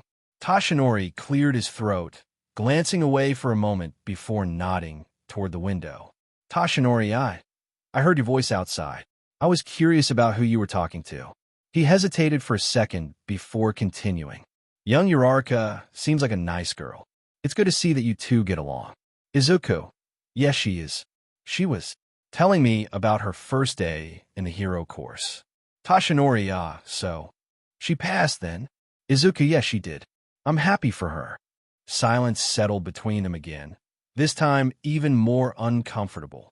Tashinori lowered his gaze slightly while Izuku continued to stare at him. Izuku, well, I'm going to take a shower. Excuse me. He walked past the living room, about to take a step toward the stairs, but was stopped by his father's voice. Tashinori, Izuku. Hearing his name, Izuku halted but didn't turn around. Tashinori, why did you drop out of the hero course? Izuku. He didn't respond, remaining with his back turned. Tashinori, you know you scored enough points to get in, right? His voice wavered slightly. Wasn't that what you wanted? So, why? Izuku remained silent for a moment before slowly turning around. His gaze was serious, not angry, just hurt. Izuku, are you seriously asking me that? Tashinori felt a tightness in his chest at the weight of those words, at the look in Izuku's eyes. But what came next would only make it worse. Izuku, I spent years listening to people tell me I couldn't be a hero. Teachers, classmates, even people I had never met. They all said the same thing. But I never stopped believing that maybe I could try.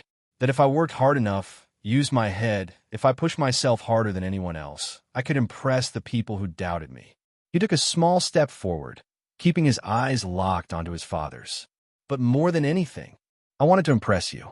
Tashinori felt his heart clench at those words. Izuku. And then, that day when I heard it from you. His voice remained calm, but his eyes reflected deep pain. You, my own father, looked me in the eyes and told me I couldn't be a hero, that I should accept reality. He let out a short, humorless laugh as he said it. I heard that from everyone, but hearing it from you. Izuku's voice stayed controlled, no outbursts, no yelling. Yet, every word felt like a knife to Tashinori's chest. And then, a single tear escaped from the boy's eye. Izuku, reality tends to be disappointing. Well, congratulations, Dad. Isn't this what you wanted? He forced a bitter smile as he repeated the very same question Toshinori had once asked him. Toshinori opened his mouth, but no words came out. He wanted to say something, to apologize, to fix this. But before he could form a sentence, Izuku turned away again. Izuku, excuse me, I'm going to take a shower. And with that, he walked up the stairs without looking back, leaving Toshinori standing there, alone once more. The man let out a long sigh, his shoulders slumping slightly. He ran a hand over his face, feeling the weight of his guilt. Slowly, his eyes drifted toward a framed photo hanging on the wall. An old picture. Him, Inko, and a baby Izuku, smiling at the camera. Toshinori stared at his wife's image for a long time, his gaze heavy with regret. He wanted to say something, to apologize. But was there still time for that? Could this still be fixed? Next day, Class 1H. That morning, Class 1H was relatively quiet after Ectoplasm's departure. The pro hero had just finished his lesson, leaving the support course students with some free time before the next teacher arrived. Many students began chatting amongst themselves, taking advantage of the short break to exchange ideas or simply make conversation. However, Izuku remained silent at his desk, his gaze lost in some random spot. His mind was still trapped in the events of the previous night, the existence of the Red Death, the rescue of the other dragon species, and the conversation with his father. Toshinori's expression. He ran a hand over his face, letting out a long sigh as those thoughts swirled in his head. That was when something caught his attention. At the desk beside him, Mei Hatsum was sulking. Unlike the other students, who were chatting excitedly, she was just twirling her pencil between her fingers, staring at nothing with an obviously bored expression. This made Izuku raise an eyebrow before calling out to her. Izuku. Hatsum. Everything okay? His question finally made Mei look at him, pulling a face. Mei-ug. I'm bored. She threw both her pencil and her face onto the desk with an exaggerated sigh. I wish I was in the workshop creating one of my babies. Izuku. Oh, I get it. Izuku blinked once. Then a small chuckle escaped. Well, I get the frustration. He crossed his arms, tilting his head slightly. But sometimes, there's no need to rush, you know? Too much hurry just leads to, well, more hurry. Mei, the thing is, I can't wait any longer, Yagi. She huffed, lifting her head off the desk. Ever since I saw that room, tons of ideas have been popping into my head, and the best ideas come when you're hands-on, she said, eyes wide as she pointed at her own head, acting dramatically. Izuku. Even so, patience is important. He pointed a finger, which made Mei sigh. And by the way, a piece of advice. Maybe you should stop calling your inventions babies. Not everyone's going to get what you mean.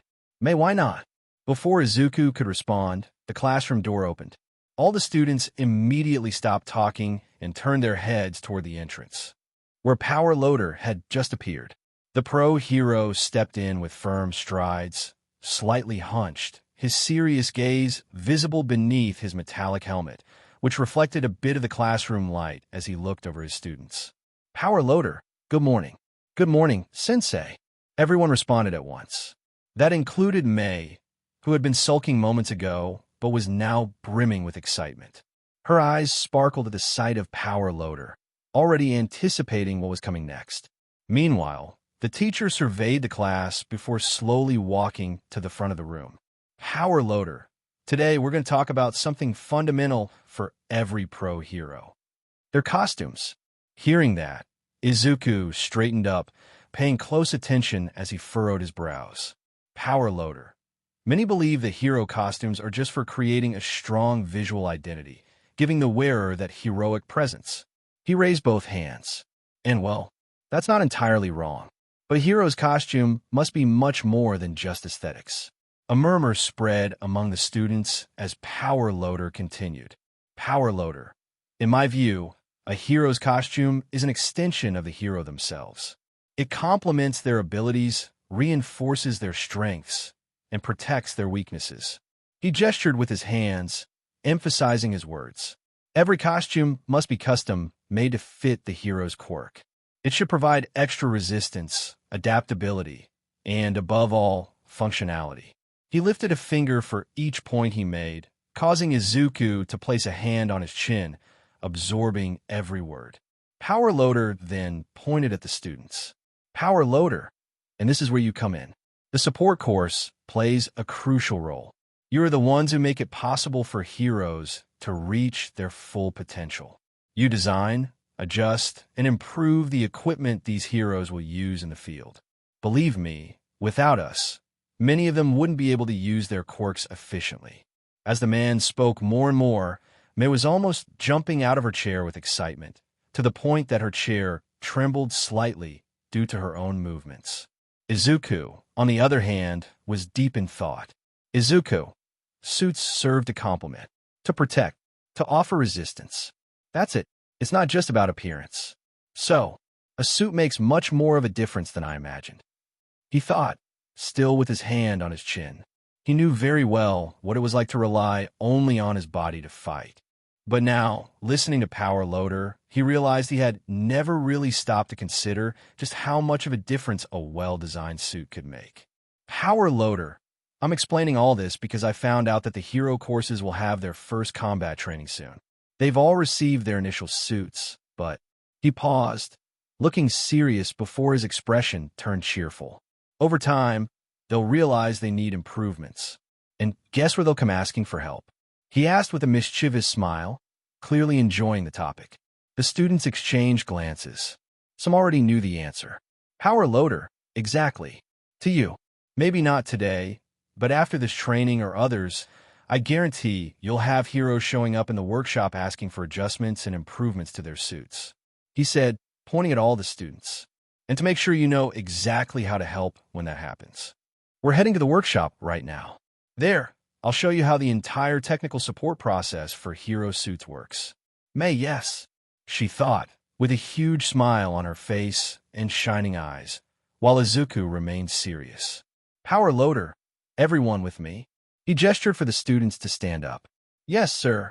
Immediately, the students rose from their chairs in unison, responding enthusiastically, ready to learn more about the essential role they would play in the world of heroes. UA Cafeteria. After a while, the UA cafeteria was as packed as always during break time. Students from all courses were scattered throughout the large hall, some standing in long lines to get their meals, while others were already seated, eating and chatting animatedly. At one of the more secluded tables, Izuku sat alone.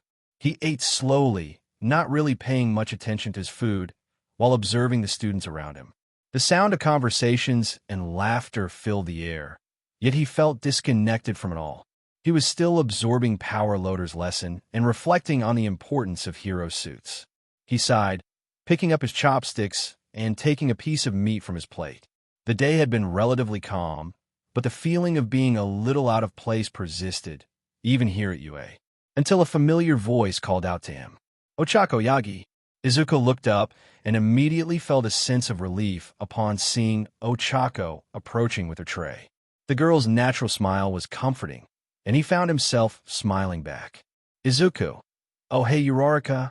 She sat down next to him without hesitation, placing her tray on the table. Ochako, finally found you.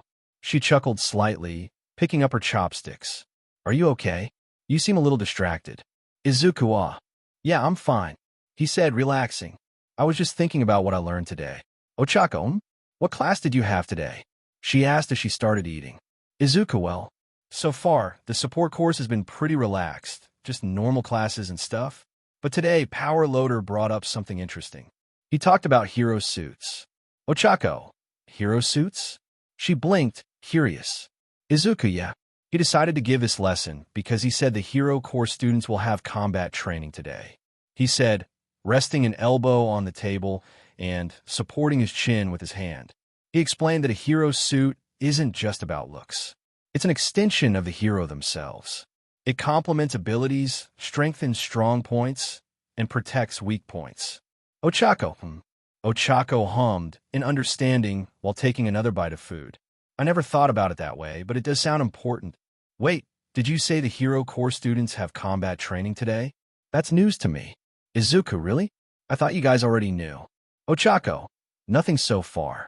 We just had normal school classes. So, does that mean after the break we're going to have that class? Izuku, makes sense. Izuku placed his hand on his chin, thoughtful.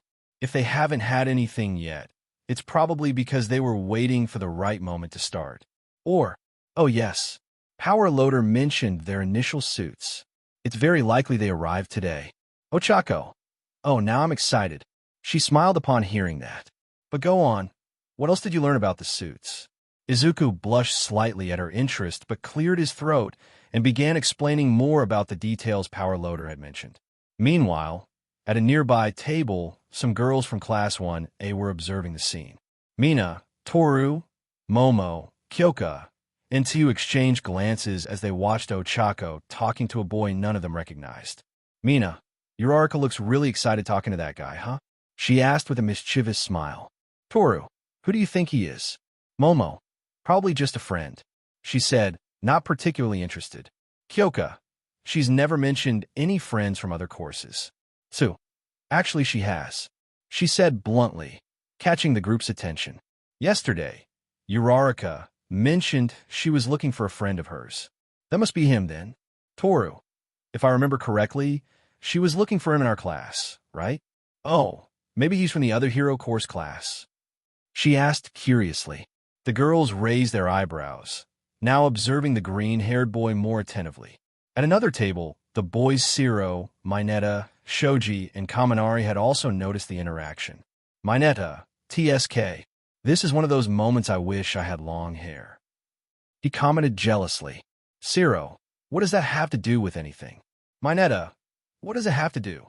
Man, guys with long, silky hair can easily catch a babe's attention. And this is proof. That guy already got Uraraka's attention, he exclaimed, making his envy even more obvious as he pointed at Izuku, who was still talking to Ochako. Shiro, you're exaggerating. Kaminari, relax, man. There's still plenty of girls out there. Our chance could come any time now, he said, patting the short guy's shoulder with a sly grin. Shoji, maybe they've been friends for a long time. We can't really tell, he said while watching Izuku and Ochako. Shiro, well, I think. Shiro was about to say something when Kirishima caught the group's attention. Kirishima, hey, where you going, Bakugu? The four looked over and saw Bakugu getting up from his table and walking straight toward where Izuku and Ochako were sitting. Kaminari, oh, I feel trouble coming. Back with the two lovebirds, Izuku was still explaining the concept of hero suits to Ochako when he suddenly felt a strong slap on the back of his head. His body jerked slightly forward, and he instinctively clenched his fists. Bakugu, good morning, Deku. Ochako looked at Bakugu in surprise, noticing the smug grin on his face. So, how's your non-hero course going? Izuku let out a long sigh, closing his eyes for a moment before looking up at him. Izuku, Bakugu, what do you want? Bakugu, nothing much. I just found it funny seeing you sitting here, all comfortable, as if you were part of something important. He chuckled before turning his gaze to Ochako. And you, round face? What are you doing? Talking to a loser like him? Ochako, my name is Ochako Uraraka, not round face. Ochako frowned, clearly irritated. And I was having a peaceful conversation until you showed up. Bakuga, relax. I'm just telling the truth, he said, hands in his pockets. Just seems weird you'd waste your time with someone like him. Ochako, and what's wrong with that? Bakuga, huh? What's wrong with it? He scoffed. The problem is that this loser is here acting like he's one of us. Like he has any chance of being part of the hero world. Izuku, can you just leave me alone? He asked, head lowered. Ochako, what is your problem with him? Bakugu, ever since this idiot wanted to be a hero while being quirkless. He dropped the bomb, his voice loud as he stared directly into Ochako's eyes. The cafeteria, which had been noisy before, started to quiet down as Bakugu's words spread. The moment he let that piece of information slip, whispers erupted among the students, followed by stares directed at Izuku. The poor boy widened his eyes as he noticed the attention and lowered his head, but even then, he could feel the weight of those gazes along with the murmurs. Some filled with pity, others indifferent, and some even filled with disdain. He's quirkless? Seriously, this guy tried to be a hero? Lucky he didn't die during the exam. Wow, what a loser. Bakugu. That's right, take a good look. Bakugu grinned maliciously, pointing at Izuku. A quirkless guy, trying to be a hero. Huh. He tried, and, as expected, he failed. He's not even in the hero course. Unlike me. I am. He. Just as expected, he said, hands on his hips, staring at Izuku, who remained with his head down. That was enough to make Ochako's blood boil. She shoved Bakugu away from Izuku. Ochako, what is your problem? Who do you think you are, you idiot? How can you talk like that? She yelled, furious, glaring at her classmate, who was now pissed off at being pushed. Bakugu, listen here, you unknown character. That's enough, kid. Before things could escalate, a firm voice cut through the tension beside them. And when they turned to see who it was, they found none other than Lunch Rush, the cook hero, who had stepped out of his kitchen specifically to put an end to this mess. Ochako, Lunch Rush. Lunch Rush. Listen here, kid, I don't tolerate behavior like this in my area, he said in an unusually stern tone, pointing his wooden spoon at Bakugu's face, making him fall silent. If you keep harassing this student, I will take this straight to the principal. Do you understand? Bakugu, TCH whatever. Bakugu grumbled under his breath, but took a step back. Lunch Rush, what did you say? Bakugu, I get it, sir, was all he muttered as he stepped away, still chuckling to himself. As soon as he walked off, Izuku, still silent, slowly stood up from his chair, catching both of their attention. Ochako, Yagi, are you okay? She asked, concerned. Izuku, I'm going back to the workshop. I think I lost my appetite, he said as he picked up his tray and walked away. We'll talk later, Uraraka. Ochako watched him go, feeling a tightness in her chest at the sight. She already had an idea of how quirkless people were treated, but seeing it happen to her friend, her hero, who continued walking while some students still stared at him. It was just heartbreaking and, above all, infuriating. 20 minutes later, Ground Beta. As soon as the break ended, the students of Class 1A returned to their classroom, where they were greeted by none other than All Might himself. He informed them about the combat training and the arrival of their initial costumes. With that, he sent them a change before heading to Ground Beta, the same training field where they had taken their entrance exam. However, this time, they weren't wearing casual clothes, they were dressed in their hero costumes, ready for the special lesson All Might had prepared. With his signature wide grin, All Might watched the young heroes gathered before him as they arrived. All Might, all right. Very good, Class 1A. I see you all nailed the look, he exclaimed, hands on his hips as he looked at the entire class. Your costumes are an extension of yourselves, representing your identity and enhancing your abilities. Take this seriously, heroes in training. The students, excited, glanced at each other, assessing their outfits and exchanging comments about their appearances. Mina, we actually look pretty stylish, don't we? Kaminari, if style gave us points, I'd win easily, he said proudly, crossing his arms. Aoyama, ho. Poor thing, you don't understand style at all, he said, flipping his hair to the side, creating a slight sparkle around him from emotion. Tokoyami, where is that sparkle coming from? He asked, unfazed as he stared at Aoyama. Kyoka, Yaoyorozu, why is your costume so? She asked, glancing at one of the more prominent aspects of Momo's suit, causing the girl to hug herself timidly. Momo, well, I asked for a costume that would be highly functional for my quirk, and this was the result, she said, looking down shyly. Mineta, this is why the hero course is the best, he muttered, staring at Momo, along with Kyoka, looked at him in disgust. All Might, okay, you little zygotes. His comment caught everyone's attention. Be ready, because we're starting now. Tenya, Sensei, may I ask a question first? Tenya, dressed in his hero costume, raised his hand politely, drawing All Might's attention. All Might, yes? Tenya, I noticed that this training field is the same location where we had our entrance exam. Does that mean we'll have another urban simulation? All Might, not exactly. Today, we're taking 2 steps forward, he explained dramatically, or rather heroically, raising 2 fingers. Most hero-villain battles happen outdoors, in broad daylight, widely broadcast on the news. The hero then began to walk slowly in front of the students, his voice taking on a much more serious tone than usual. But the most dangerous villains don't expose themselves like that. They operate in the shadows. They commit crimes discreetly, trafficking, extortion, kidnappings. The class fell silent, absorbing the weight of his words. Even All Might had stopped smiling while speaking on the topic. Some students swallowed hard, realizing that the real world of heroes wasn't just about glamour and spectacular fights. He observed their reactions, and, All Might, that's why. He suddenly returned to his usual cheerful tone, startling the students. Today, you're going to learn how to handle infiltration and indoor combat situations, he said with a big grin. Sensei, isn't that a bit advanced? We haven't even had basic training yet, Karo. All Might, great observation. All Might smiled and pointed at her. But know that the best training happens in the field. You need to get used to the pressure, because out there, you won't be fighting robots. You'll be facing real people. And that's exactly what we're going to simulate now. Hey. Murmurs spread through the class. Some students were excited, while others looked a bit nervous.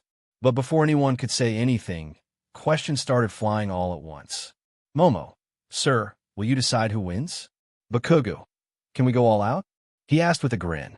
Mina, do we have to worry about getting expelled? Tinya, how will the hero-villain teams be decided? Aoyama, does this cape look good on me? Kaminari, wait, we're fighting each other. Mineta, I still don't get it. How is this going to work? There were too many random questions all at once, overwhelming the hero. The confusion was so great that not only did All Might's smile twist, but he had to raise his voice. All Might, shut up and let me talk, okay? The loud tone made everyone fall silent immediately. All Might's smile disappeared again, clearly not in his usual good mood. The guilt still tormented him, and it was becoming quite evident, at least to us. The students, however, didn't know why. Sighing, he ran a hand through his hair and turned his back to the students. Ojiro, what's up with him? Toru, I think we stressed him out. Kirishima, can't blame him. He's the symbol of peace. Carrying that kind of title must be stressful. Tokoyami, everyone has limits. All Might, sorry about that. As I was saying, the mission will be simple. The villains have hidden a nuclear bomb in an abandoned building. Your objective, as heroes, is to stop their plans. To do that, you can either capture the villains or find the bomb in time, he said as he walked over and picked up a box from the ground. The villains, on the other hand, win if they manage to protect the weapon or capture the heroes. He then lifted the box and shook it slightly.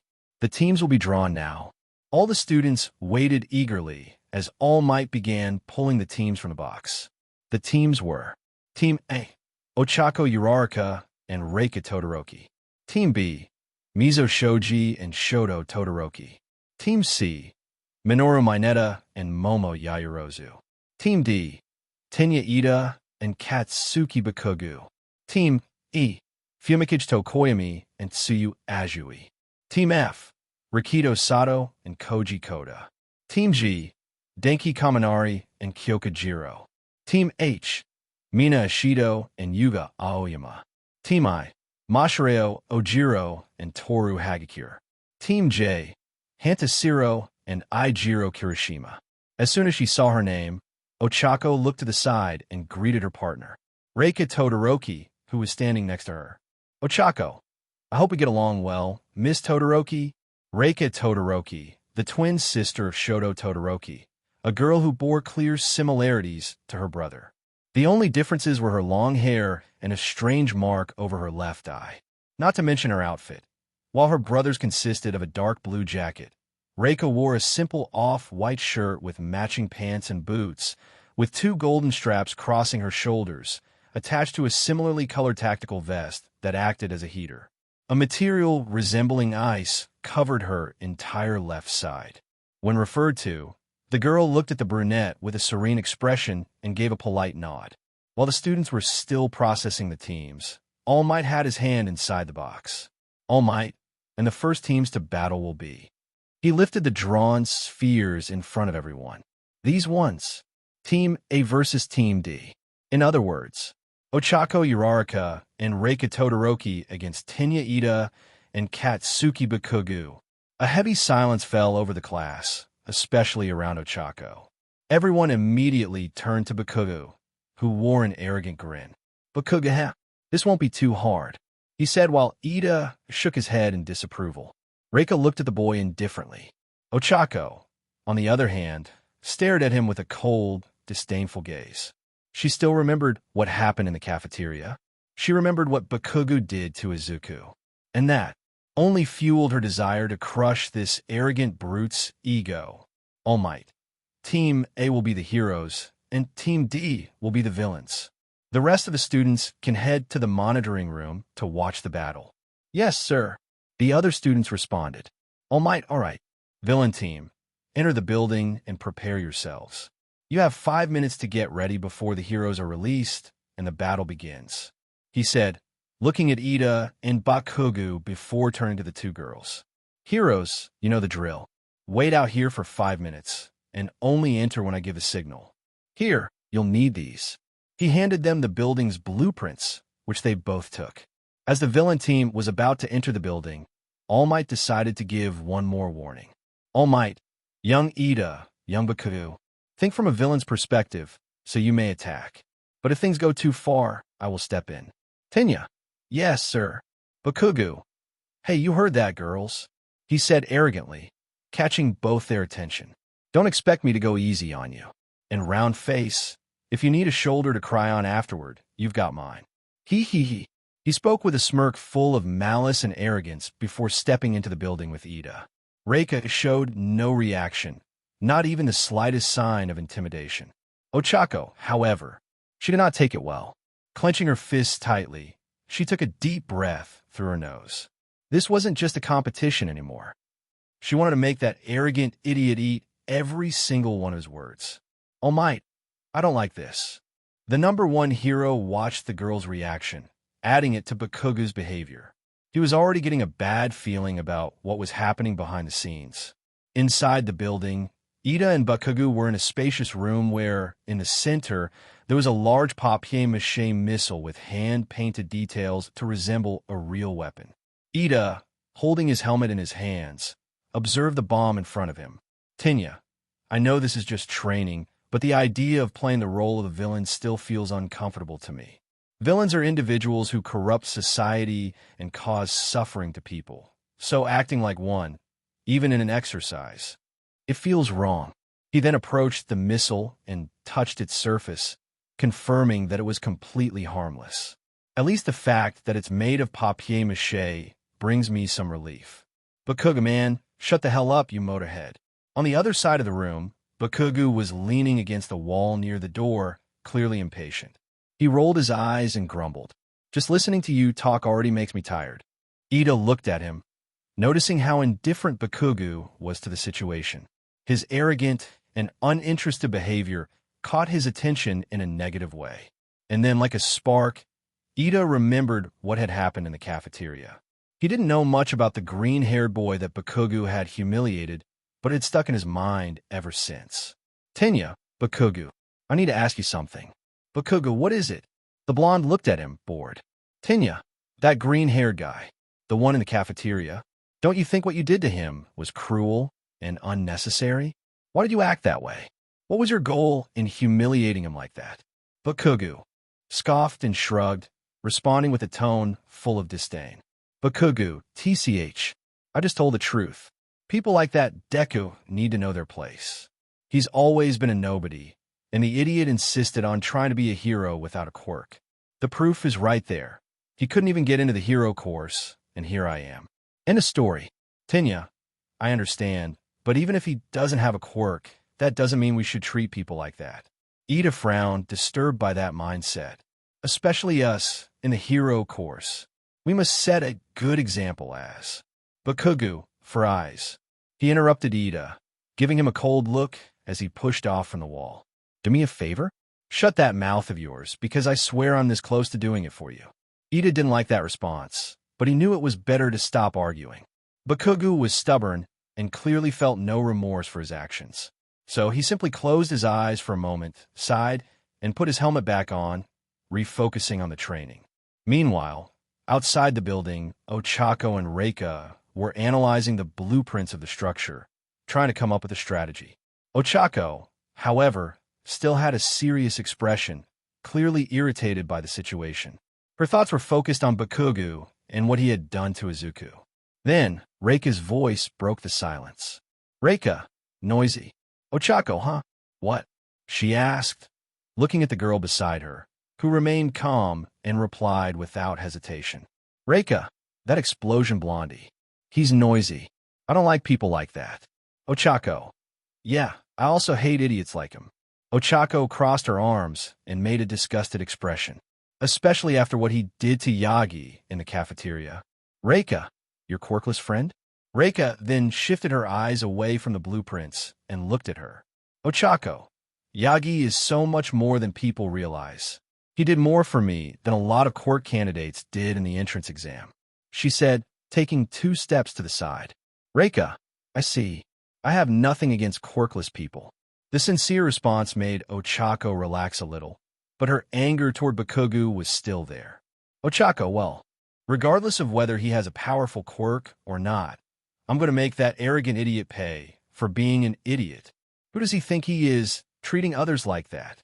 Ugh, just looking at his face makes me want to punch him, she exclaimed, even crumpling the blueprint slightly with both hands. Reika, you might get that chance today, she said with a calm but determined look, making Ochako stare at her. If you want to avenge your friend. Ochako, what? You have a plan? Reika, we don't need a plan, she said while looking at the blueprints again, then letting them fall to the ground, leaving Ochako confused. Just know that I have a way to end this quickly. Before Ochako could ask what she meant by that, All Might's voice echoed through the speakers. All Might, attention, teams. The combat training starts now. Team A and Team D may begin. Ochako took a deep breath and clenched her fists, ready to enter that building and show Bakugo that he wasn't invincible. Beside her, Reika remained calm, as if she already knew exactly what to do. Inside the monitoring room, All Might observed the large screen in front of him. Several monitors displayed footage from the cameras scattered throughout the building where the training was taking place, capturing the movements of both pairs. Behind him, Class 1A students were watching attentively, some with arms crossed, others leaning forward, trying to analyze the situation. All right, class. I want you to pay attention and think about how you would react in this situation.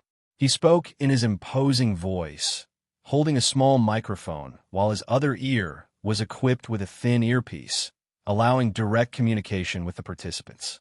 Even though the fight hadn't started yet, the students were tense about what might happen while analyzing the images. Bakugo and Ida were still in the same location as before, in the room next to the bomb, while Ochako and Reika remained outside. Shoji, so, who do you guys think will win? Kirishima, honestly, I think Bakugo and Ida might end up winning.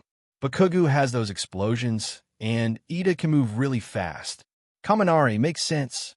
I mean, Ida is like a human rocket, and Bakugo is, well, explosive. He commented, resting his hand on his chin. They got a lot of raw power on their side. Mina, oh, come on. You guys shouldn't underestimate the girls like that. She pouted, placing her hands on her hips. Uraraka might be cute, but I wouldn't doubt what she's capable of.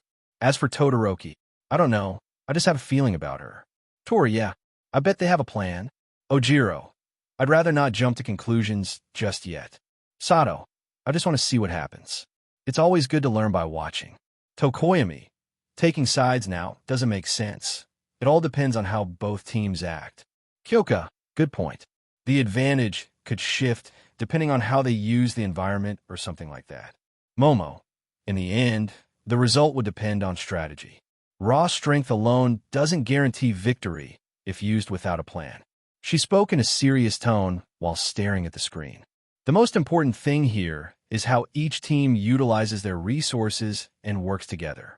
Siro, and what about you, Todoroki? Who do you think will win? Shoto, who had remained calm, watched the screen without much reaction. Unlike his sister, he didn't have the mark on his face. Shoto, my sister. He answered bluntly without taking his eyes off the screen. Mineta, well, It's normal to root for family, right? Shoto, it has nothing to do with cheering. It's a fact. He finally shifted his gaze toward the group, who listened closely, including All Might. Bakugu and Ida lost the moment they faced Reika. And it only gets worse because they're in a closed building. Kirishima, huh? What do you mean by that? He asked as Shoto returned his focus to the monitors. Shoto, my sister takes things seriously too. For her, things have to be straightforward. Outside, Ochako was ready to move into the building, but before she could step forward, Reika's hand came up in front of her, stopping her. Ochako, huh? What is it? Reika, better step back. Ochako, what? Why? Reika, I'm securing the victory now. Ochako, what do you mean? She asked as Reika simply crouched down, placing her right hand on the ground. Back in the monitoring room, Shoto continued his explanation, watching the screen as he spoke. Shoto, Reika doesn't like wasting time. She's basically a cold, impulsive person. He said as, beneath Reika's hands, layers of ice began to form, as cold as the gaze of the one wielding this power. And this ice started to spread inside the building. Meanwhile, inside the building, Bakugu was already impatient. He rolled his eyes and marched toward the door. Tenya, hey, where are you going? Bakugu, are you blind? I'm going out there to meet those two and take them down, he said, standing in front of the door. Tenya, wait. Our goal is to protect the bomb and make sure they don't reach it, not to run off chasing our opponents. His comment only made Bakugu scoff, clearly irritated. Bakugu, then you do that. I'm going into action, he grumbled, grabbing the doorknob and forcefully swinging the door open. The moment the door was opened, a cold wind swept through the room. In an instant, the temperature plummeted rapidly. It dropped so low that suddenly, ice began spreading quickly across the floor, walls, and ceiling. Within seconds, the entire room was covered in a thick layer of ice, turning it into a freezing trap. Tenya, what the?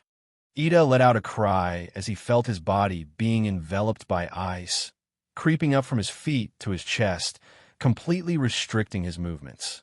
Bakugu, what's happening?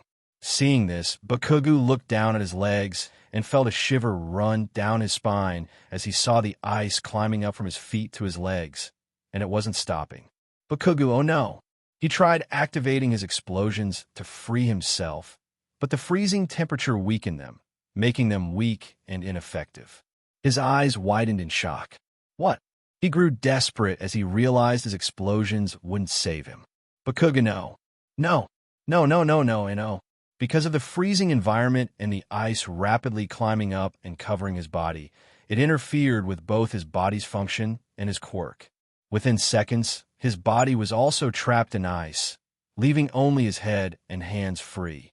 All of Class 1A and All Might were left speechless, their mouths agape as they watched both of them get neutralized in mere seconds.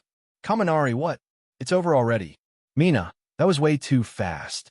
Momo, she used the environment to her advantage. All Might, she froze them before the fight even truly started. He thought, shocked and surprised. Shoto, I told you guys. After a minute and a half of struggling to break free, Ida was beginning to panic. Tenya, I can't move. I can't even activate my quirk. Bakugu F it, he growled, frustrated, as he continued struggling. That stupid bitch. At the door, two silhouettes approached before stepping inside. Reika was in the lead, walking calmly, with ice covering half of her face, while Ochako followed behind, still looking surprised. Ochako, wow. You really took care of everything so fast. Just how strong are you? Reika didn't answer. She simply glanced at Bakugu and Ida with an indifferent expression as she walked past them, then directed her gaze toward the bomb. She approached it and raised her hand, ready to touch it and secure their victory. But before she could, Ochako interrupted her. Ochako, wait just a second. Hearing that, Reika stopped and looked at her, confused.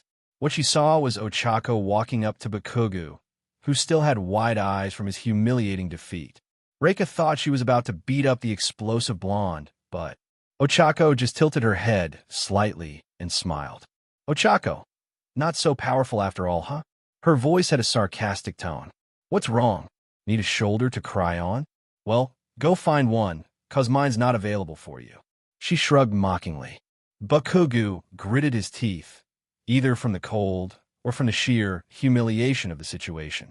Ochako then turned to Reika and gave her a nod, signaling her to proceed. Reika simply acknowledged it with a small gesture and touched the papier-mâché structure. All Might, end of training. The hero team wins.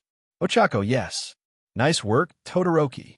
She cheered, raising a fist toward the girl, who simply stared at it and, Reika, thanks.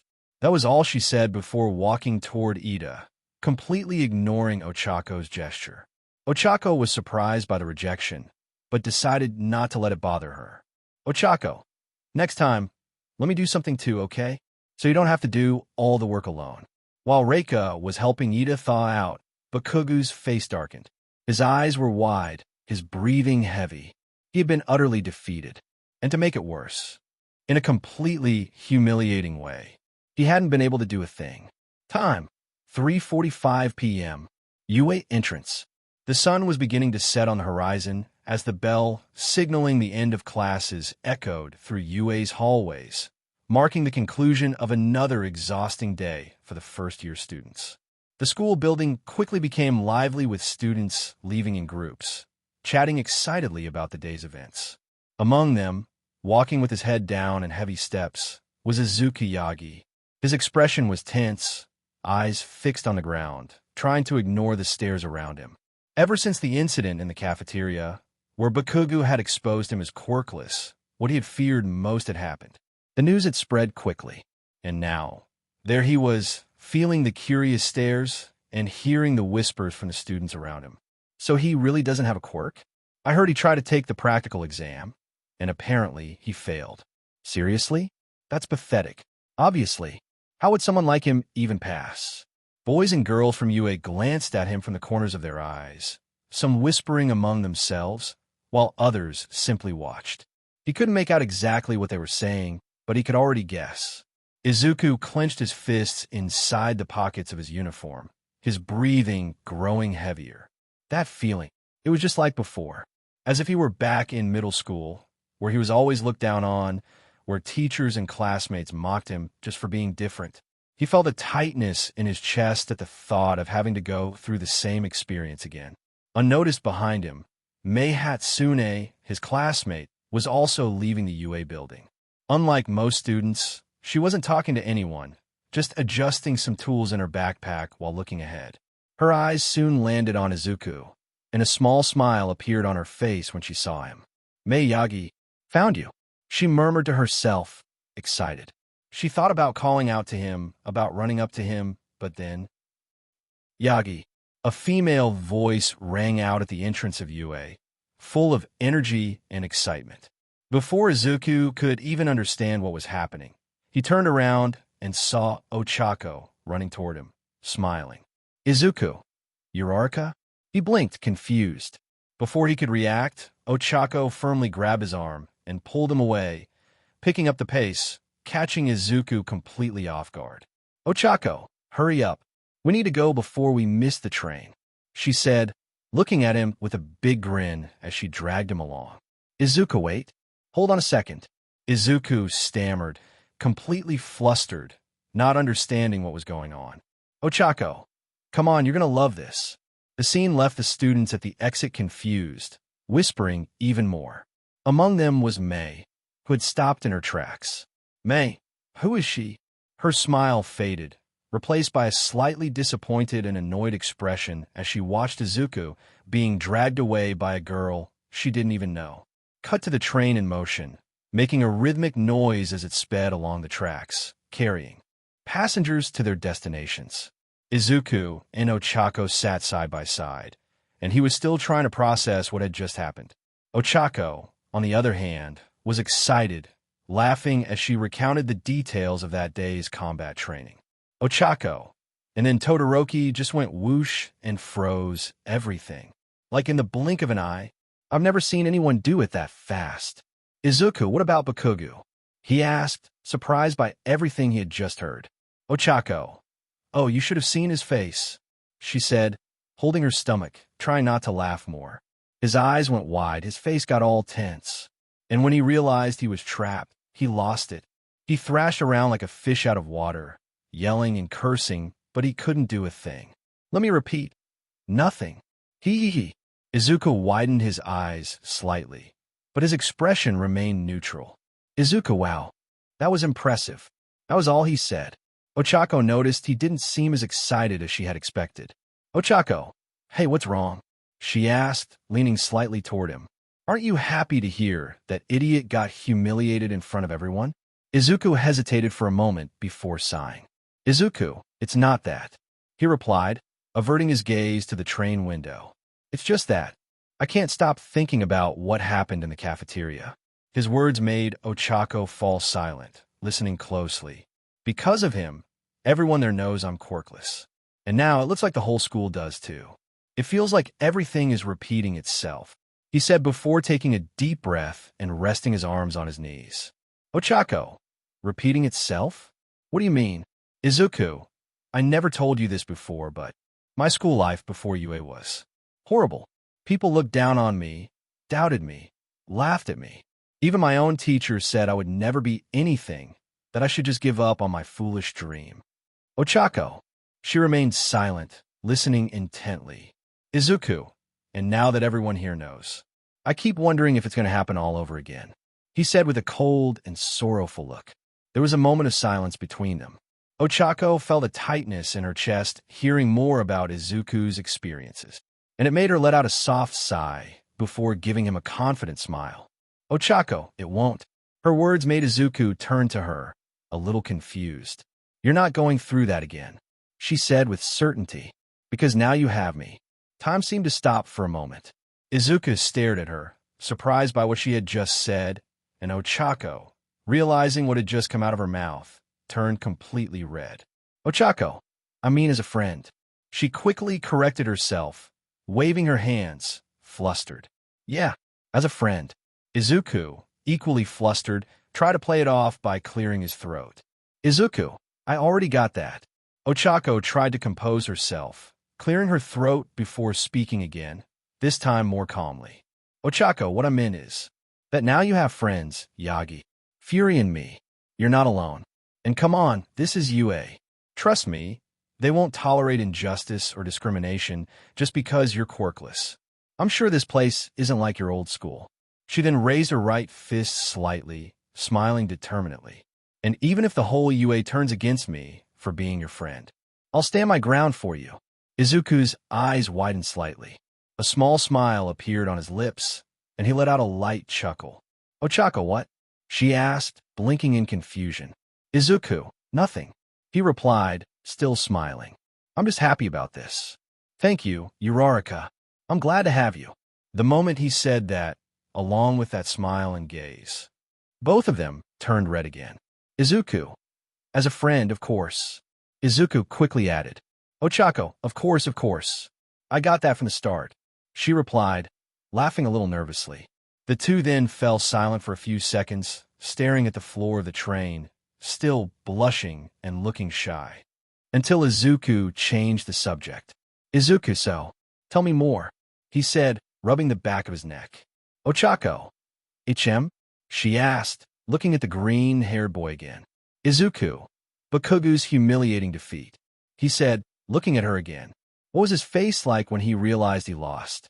Ochako's eyes widened before she started letting out a mischievous giggle. Ochako, oh, you're gonna love this part. Listen to this.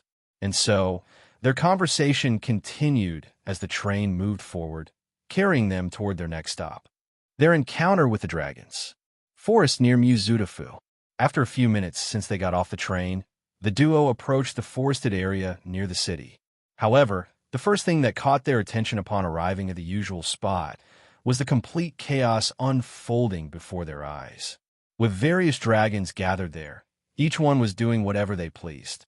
Some were fighting over a piece of fish, especially the night terrors, which were piling on and shoving each other, letting out small growls and flapping their wings to intimidate the others. Other dragons, like some natters, were collecting small twigs to make some kind of makeshift nest. The baby dragons of various species ran back and forth, completely full of energy and one of them, Fury's little brother, seemed determined to bother the bigger ones, darting under those who were walking or jumping on others without a care in the world. The dragon known as Hot Purple was a prime example. Famous for his extreme laziness, he was lying on the ground, trying to nap. However, his plan was foiled when the hatchlings ran right over him. He opened one eye, looked at the hatchlings, and simply snorted, closing his eyes again as if saying, "Yeah, not worth it." Amidst all the commotion, Fury was trying to keep things in order. He grunted and gestured with his wings, clearly irritated by the chaos around him. Some dragons stopped and obeyed, but there was still so much more to control. Stressful. Then, suddenly, a loud crash made everyone freeze for a moment. A tree toppled over, shaking the ground. The culprit? Crimson Gore-Gutter, a massive, intimidating-looking dragon who now stared at the fallen tree with a guilty and embarrassed expression. He had only wanted to scratch himself against it, but due to his weight, he ended up knocking it down by accident. He stood still for a moment, observing what he had done, then looked around, noticing everyone staring at him. He let out a small, sheepish grunt and lowered his head, as if saying, "Sorry." Fury, tired grunt. Fury, in turn, just rolled his eyes and sighed. Meanwhile, Izuku and Ochako watched everything from the clearing's entrance, their mouths hanging open. "Ochako, wow," she murmured, blinking a few times. "They've completely settled in here." "Huh? Izuku, yeah," he said, scratching the back of his head. "Good thing this area doesn't get visitors anymore. If someone saw all this, it would definitely cause a city-wide panic." "Ochako, and why didn't you did something like that?" "Izuku, because last time it was just Fury," he said as they began walking into the clearing, catching the dragon's attention. Many of them lifted their heads and stared at the newcomers.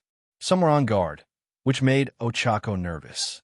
Seeing this, Izuku raised his right hand in a calm, peaceful gesture.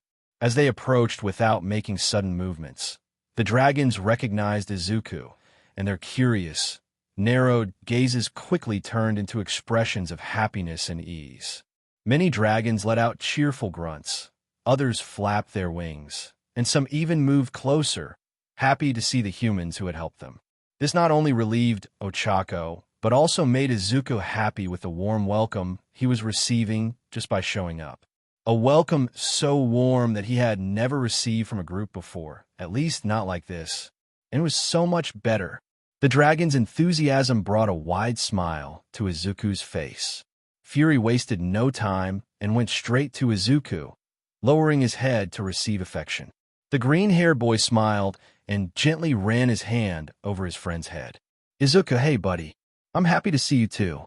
I like how you're keeping things in order," he said, as the dragon closed his eyes in contentment. Fury, affirmative grunt. Ochako, on the other hand, was visibly nervous, seeing so many dragons staring at and surrounding them. She wasn't used to this, at least, not with creatures twice her size. "Izuku, relax, Uraraka," he said with a smile. "They're not hostile, especially after what we did for them yesterday." He spoke as a rumble horn approached him, sniffed his hand, and nudged its snout forward, letting the boy touch it. "See? You could try too." Before she could respond, she felt something pressing against her stomach. She looked down and saw a light fury resting its head on her. "Ochako, ah." She blinked in surprise, but soon recognized the dragoness. "Wait, I remember you." The light fury let out a soft growl and stared at the girl, eye to eye. Looking at Izuku for advice, she saw him still resting his hand on the snout of the Thunderhorn, who had its eyes closed and was breathing softly through its nostrils. Encouraged by this, the girl hesitated for a moment before slowly raising her right hand with her pinky slightly apart, reaching toward the dragoness's snout. As her hand moved closer, Ochako feared the worst, like a bite, but instead, the light fury closed her eyes and leaned into the girl's hand, accepting Ochako's touch. The brunette's mouth fell open in astonishment. "Izuku, see? Looks like she likes you," he commented, pleased for his friend, as Ochako smiled, gently stroking the dragoness's head, who gladly accepted the affection. "Ochako, ah, you're adorable," she cooed, continuing to pet the dragoness, unaware that Fury had a shy look toward the light Fury. However, as soon as the dragoness opened her eyes and looked at him, Fury panicked and quickly looked away, flustered. Then a Gronkle approached, nudging something toward the two young heroes with its snout. Izuku and Ochako looked down and saw what appeared to be a stone at their feet. But from its shape and the careful way the Gronkle was handling it, Ochako made a guess. "Ochako, is that?" she asked, resting her hands on her knees. "Izuku, it's an egg." "Ochako, ah, dragon egg," she said, enchanted. "Izuku, how cute, another one for the family." Izuku smiled at the Gronkle before carefully picking up the egg.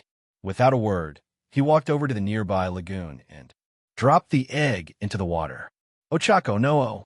she gasped, eyes wide, and ran to the edge of the lagoon, crouching in an attempt to retrieve it. "Why did you do that? You just threw a baby into." She stopped speaking as she saw a tiny baby Gronkle emerge from the water's surface, blinking slowly while locking eyes with her before calmly swimming toward its mother. "Ochako." She blinked several times, unsure what to say. "Izuku, believe me, you wouldn't want to see it hatch next to you," he said, amused. "Hiccup speaks from experience." "Ochako." "Hiccup? Who's Hiccup?" she asked curiously, still recovering from the shock. Before they could continue their conversation, the sound of wings flapping caught their attention. They looked up and saw Fury's mother flying with a group of dragons. Among them were other deadly natters, monstrous nightmares, and more Gronkles. Then suddenly the dragons in the sky opened their mouths, and a massive amount of fish began falling, showering the dragons below with food. The dragons on the ground grunted excitedly, catching the fish in the air or picking them up from the ground. Fury wasted no time grabbing his share and started eating. "Ochako." "Oh no," she worried as she saw the mass of wet fish about to rain down on them. "Izuku." "Ah, brace yourself," he said, raising his arms to shield himself from the fish rain. But before she and Izuku could be hit by the incoming shower of slimy, wet fish, a stormcutter dragon beside them raised its wing, covering them and shielding them from the fishy downpour. Izuku looked at the dragon and smiled. "Izuku." "Hey, thanks for the help, Owl," he said, placing his hand on the dragon's torso. The dragon, now named Owl, blinked, tilted its head, and let out a small approving growl before stepping away to grab its share of the meal. "Ochako, wait a second." She turned to Izuku. "Have you named all these dragons already?" "Izuku, no," he answered with a smile. "I just named that one now." "Bad one." "Ochako, hee. No judgment." She laughed and shook her head. The dragons in the sky began to descend, landing around the two young people. Their wings gently stirred the air, lifting a bit of dust and dry leaves. Fury's mother landed near them, folding her wings and emitting a low, affectionate growl as she approached the group. Fury was the first to approach, nuzzling her head against hers affectionately, while she returned the gesture with small headbutts and purring. Izuku smiled at the warm reunion, but soon became surprised as he noticed the dragon mother was also approaching him and Ochako. Before they could react, she gently pressed her forehead to both of them, as if greeting them back. "Izuku." "Hello, Majesty," he said with a gentle smile, returning the gesture by running his hand over the dragoness's head, feeling the smooth texture of her scales. "Ochako, Majesty." "Izuku." "Well, she has a strong presence like she's the leader of the group." The Night Fury mother closed her eyes in satisfaction, while Ochako, still a little tense, hesitated before also touching the dragoness's head. The touch was warm and firm, different from what she had imagined. "Ochako, this feels really nice," she murmured, smiling as she stroked the dragoness more confidently. Before she could continue, the sound of something being dragged caught her attention. She looked to the side and saw their little Night Fury pup approaching, pulling a piece of fish with its tiny teeth. The pup stopped at her feet and nudged the fish with its snout, looking up at Ochako, who was confused. "Ochako, what's he doing?" "Izuku. He's sharing his food with you." "Ochako, oh, how cute." He. She smiled, kneeling down and smiling at the pup. "Thank you, little one." But to her surprise, the pup didn't move away. It simply sat there, staring up at her intently. And it wasn't alone. Fury and the dragon mother were also staring at her with the same attentive expression, not blinking, just waiting. And it made Ochako feel uncomfortable. Ochako, why are they staring at me like that? Izuku, he. Because they want you to accept the gift. Izuku tried to hold back his laughter. Ochako, and accepting would be. Izuku, eating it. Ochako, you're kidding, right? She exclaimed in a whisper, eyes wide open. Izuku, come on, don't keep them waiting. A bite is enough, he said with a mischievous smile. Ochako looked at the raw fish and then at the dragons, who kept waiting, serious and curious. She took a deep breath, stared at the pup, who tilted its head, waiting for her reaction, and let out a long sigh. Ochako, alright, fine. Closing her eyes, she picked up the fish with her fingertips. Itade kamasu, she said with a grimace, and took a quick bite. The taste wasn't as bad as she imagined, but the gelatinous texture made her shiver with disgust. Ugh, you. The dragons reacted immediately.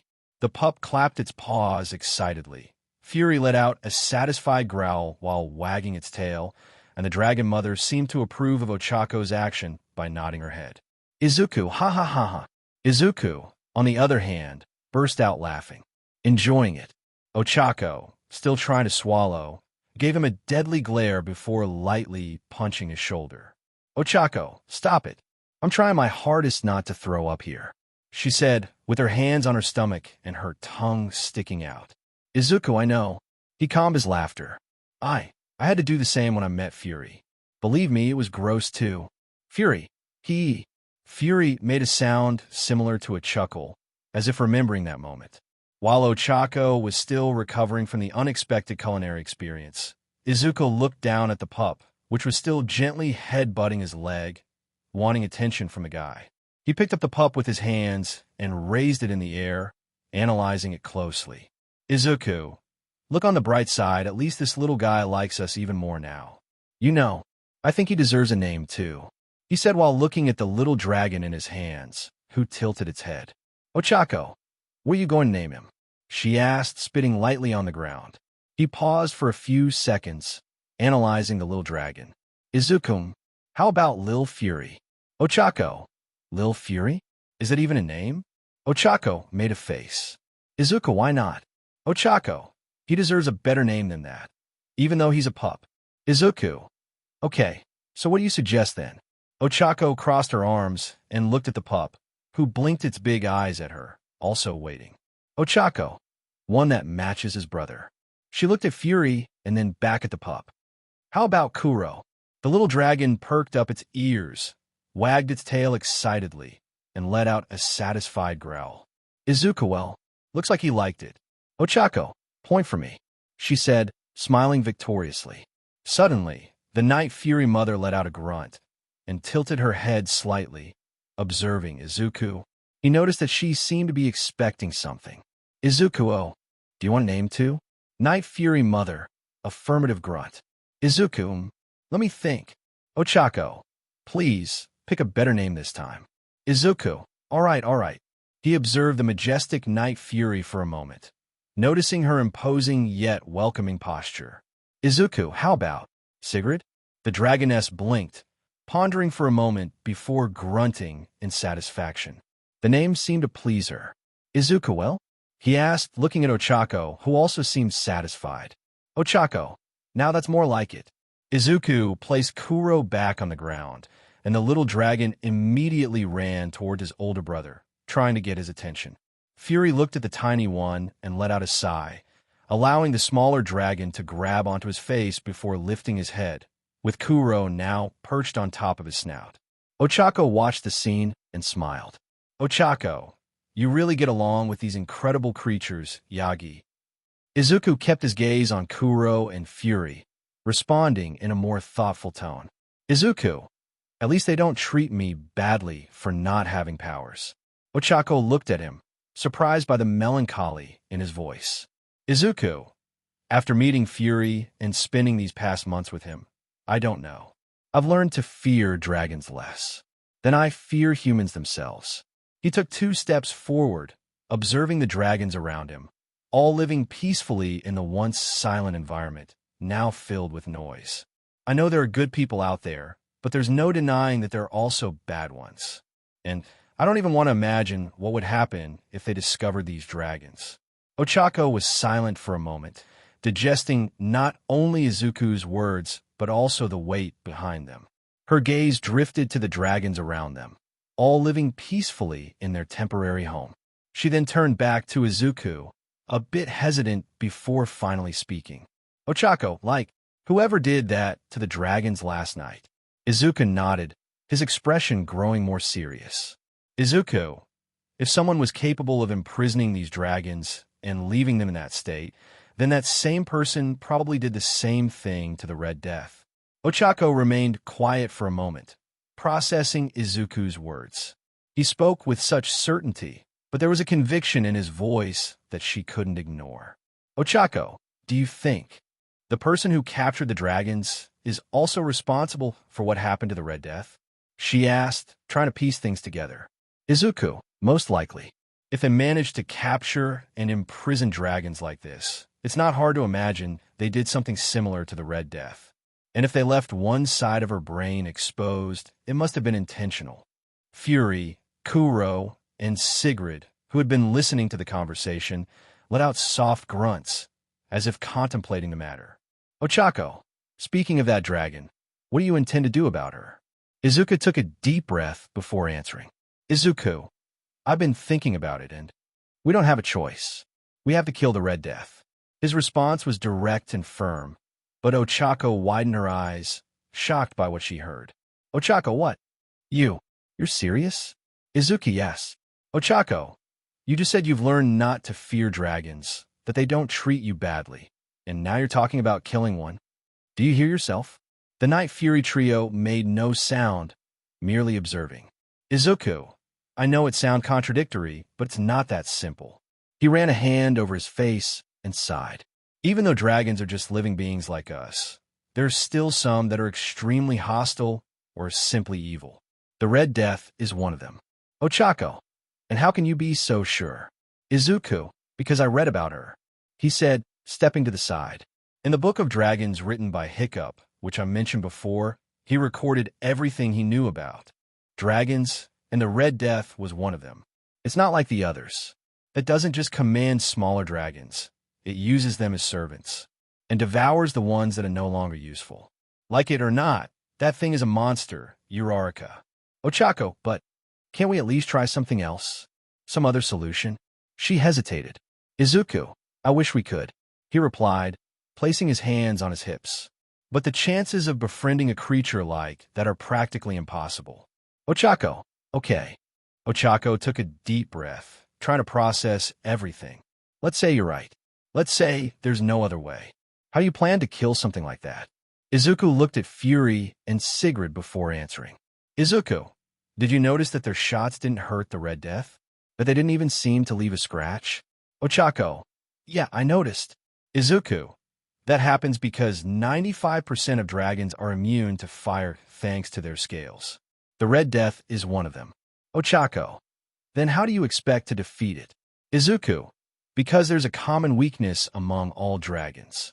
Their entire exterior is tough, but he stopped and looked directly at her, waiting for Ochako to put the pieces together. Ochako thought for a moment before her eyes widened in shock. Ochako, you want to kill it? From inside out? At her question, Izuku nodded. Ochako, that's insane. Izuku, it's the only way, he said firmly. If Fury and I can find the perfect opportunity to fire a high-powered shot inside her mouth, we can kill her. Ochako, and how can you be sure that'll work? Izuku, because I have the dragons to help me, he said as he took 3 steps back, allowing Fury to step forward with a growl of approval, making it clear that he wanted this too.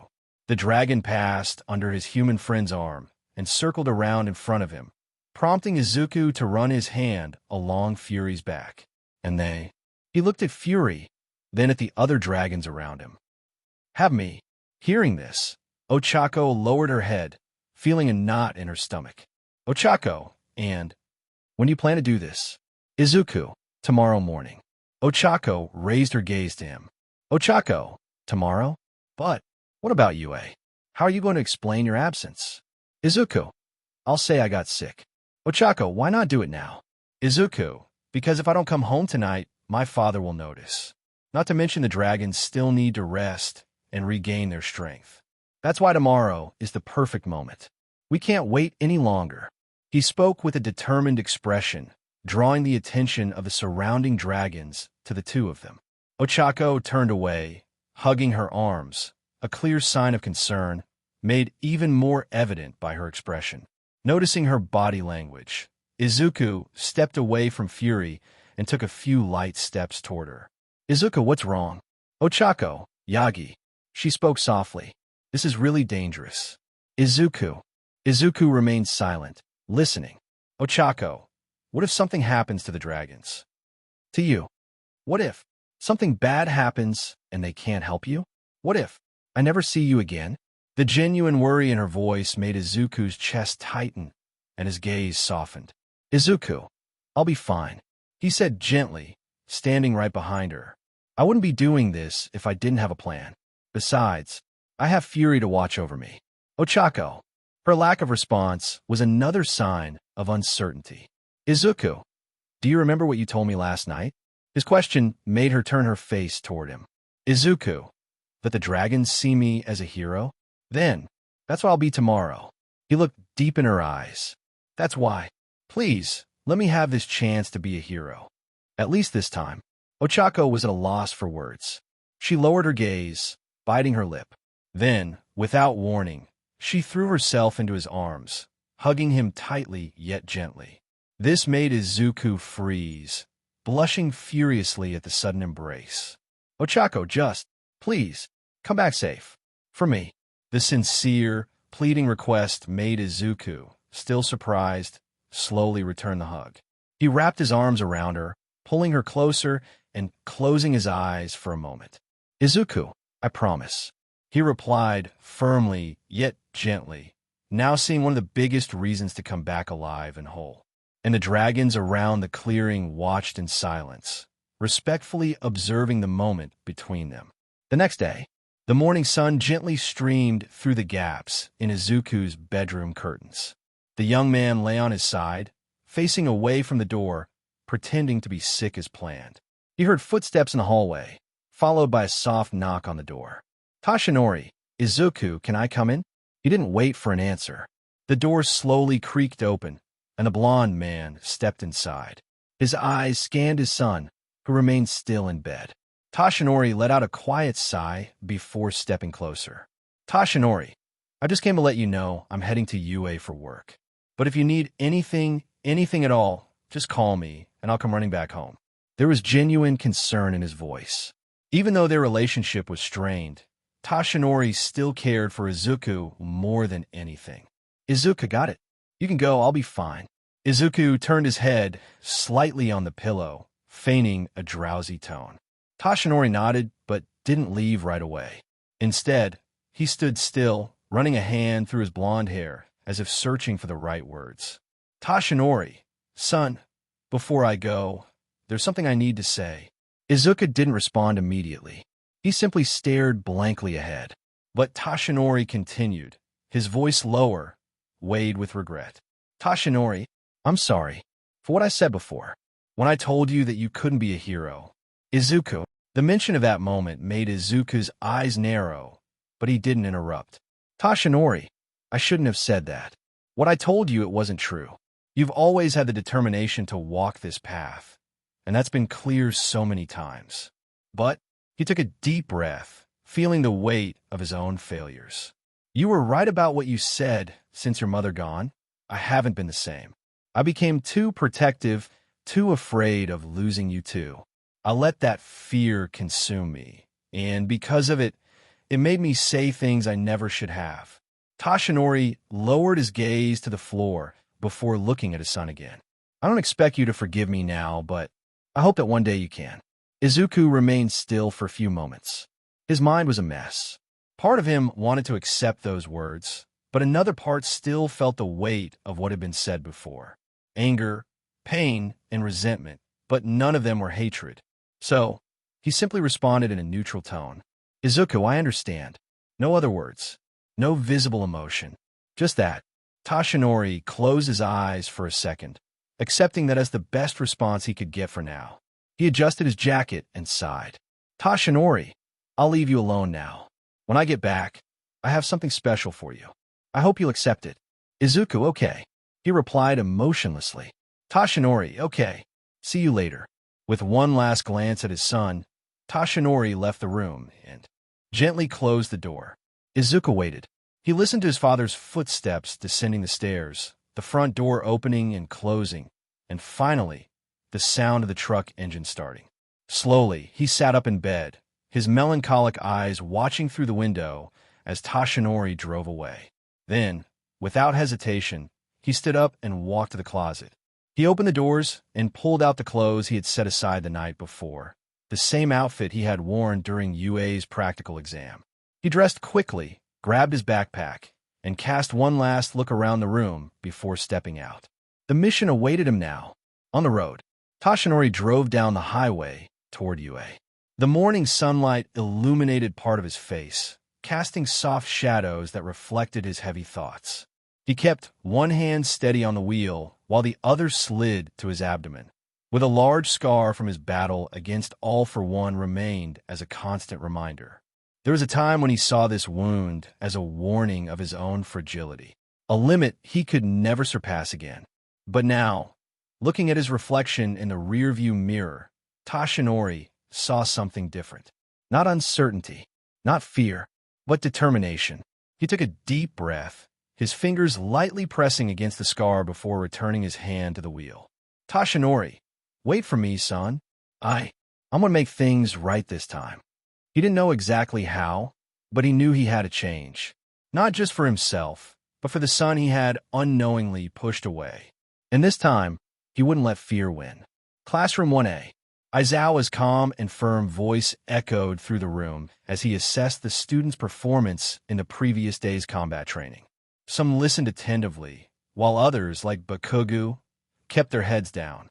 But Ochako couldn't focus. Sitting in her chair, she twirled her pen between her fingers absent-mindedly, her gaze fixed on her desk while her thoughts drifted to Izuku. She could still see his expression the last time they met, those determined eyes, filled with purpose, no matter how reckless and absurd it seemed. Even if it was madness, one thing was certain. He looked like he knew exactly what he was going to do, and she knew he had a promise to keep. Ochako, good luck, Yagi, she thought, her expression worried before forcing herself to focus back on the lesson as Aizawa mentioned something about choosing a class representative. Classroom 1H. President Mike spoke enthusiastically about the importance of English for potential clients from other countries and how it would help them sell their ideas to companies outside Japan. The support course students took notes, some visibly excited, others just trying to keep up with the pace. Mei Hatsum, however, wasn't paying attention. Her eyes were fixed on the empty seat beside her, the spot where Izuku Yagi should be. She rested her chin on her palm, her eyes slightly narrowed in thought. Him skipping class like this didn't seem normal. Whatever it was, it left Hatsum intrigued, curious, and slightly concerned about her classmate's absence. Her fingers tapped lightly on the desk, her mind already formulating possibilities for his disappearance. But for now, there were no answers. 2 hours later, the salty ocean wind blew fiercely, whipping Izuku's hair as he stood on a rocky ledge, gazing down at the massive hole in the ground below. The scent of the sea mixed with the earthy aroma of the terrain, making the air thick with anticipation. Behind him, the dragons were in position, their claws gripping the rocky ground, eyes sharp and wings slightly spread. If Izuku was tense, the dragons were no different, as if nature itself was holding its breath for what was about to unfold. Izuku took a deep breath, feeling the adrenaline begin to surge through his body at the mere thought of facing a creature of this magnitude. He looked down, where Fury was crouched, ready to strike at any moment. The night dragon's gaze was sharp, wild, as if he could already sense the chaos to come. Izuku, ready, buddy? Fury, low, fierce growl, his teeth bared in a quiet snarl, eyes unwavering. There was no hesitation, only certainty. Izuku. Everyone knows the plan. He then turned to the other dragons. His eyes met theirs, conveying a silent command. All right, ready in. He opened his mouth to give the final order. But then the ground trembled. A deep roar erupted from the pit, a thunderous sound from the bowels of the earth that made the very ground beneath Izuku's feet vibrate. The sound rippled through the air, shaking stones loose and sending small rocks tumbling down the slopes. The dragons reacted instinctively, their wings flaring open, their wild eyes locked onto the darkness below. And then it emerged. Red Death. The creature's colossal head slowly rose, its scaly skin reflecting the sunlight like a grotesque, deformed structure. The deep grooves in her skull, where her exposed brain pulsed, gave her an even more monstrous appearance. When it finally pulled her massive body out of the pit, a second roar tore through the sky. The earth trembled with her every movement. In case you didn't know, Red Death is female. Izuku felt his heartbeat quicken. Even knowing what he was up against, seeing the creature in front of him was something else entirely. She was even bigger than he expected. Her massive jaws lined with enormous teeth, her gigantic claws, her colossal wings that, when spread, seemed to block part of the sky. The dragons roared in response, instinctively flaring their wings, preparing for the attack. Fury took a step forward, his tail lashing through the air, ready to strike. But then, Izuku noticed something strange. Red Death wasn't looking at them. Despite the presence of so many dragons, despite the predatory instinct they expected from her, she didn't even acknowledge them as a threat. Her gaze was locked onto something beyond the mountains, past them. Then, with a final roar that shook the heavens, she took flight. Izuku barely had time to react before feeling the air displacement. The gust generated by the creature's massive wings was so strong that rocks were sent tumbling down the hillside. Instinctively, he raised his arm to shield his face from the dust cloud. But when he lifted his eyes again, Red Death was leaving. Izuku, what? Confusion spread even among the dragons. Some exchanged glances, as if waiting for an explanation. Fury let out an uncertain growl. The brief silence was broken as Izuku quickly descended onto Fury, climbing up a higher rocky formation for a better view. His gaze followed the creature's path, and then what he saw made his eyes widen. The Red Death wasn't fleeing. It was heading in the direction they came from. In other words, the city. Izuku, oh no. Desperation took over his voice. Izuku watched, paralyzed, as the colossal shadow of the Red Death retreated on the horizon. His heart pounded against his chest, his mind racing at full speed. If that thing reached the city, the people, Ochako, his father, he quickly turned to the dragons, who were still tense, watching the creature disappear into the sky. In front of everyone, Fury growled lowly, its wild eyes reflecting the uncertainty of the moment. Kuro and Sigrid seemed to be waiting for a decision, but some of the dragons hesitated, as if unsure whether they should intervene. Izuku, hey, listen. The dragons turned to him, attentive. You saw where it's going. If we do nothing, that thing could destroy everything in its path. Innocent people will die. The dragons exchanged glances, some growling among themselves. They were used to hiding, to avoiding contact with humans. And it was because of whoever that was, they were attacked and lost their home. But Izuku continued. Izuku, I know you're scared. I know you lost your home because of the one who did what did to you, that you had to hide. He said, walking into the middle of the dragon crowd, who were listening, their eyes fixed on the young man. But I see something different. I see warriors. I see majestic and incredible creatures. I see gentle beings. You can be more than hidden shadows. You can be heroes. The silence was absolute. Izuku's words hung in the air, each dragon processing what he was saying. Izuku, yes, you can be seen. Yes, humans may fear you. And unfortunately, I can't deny that many will see you as monsters.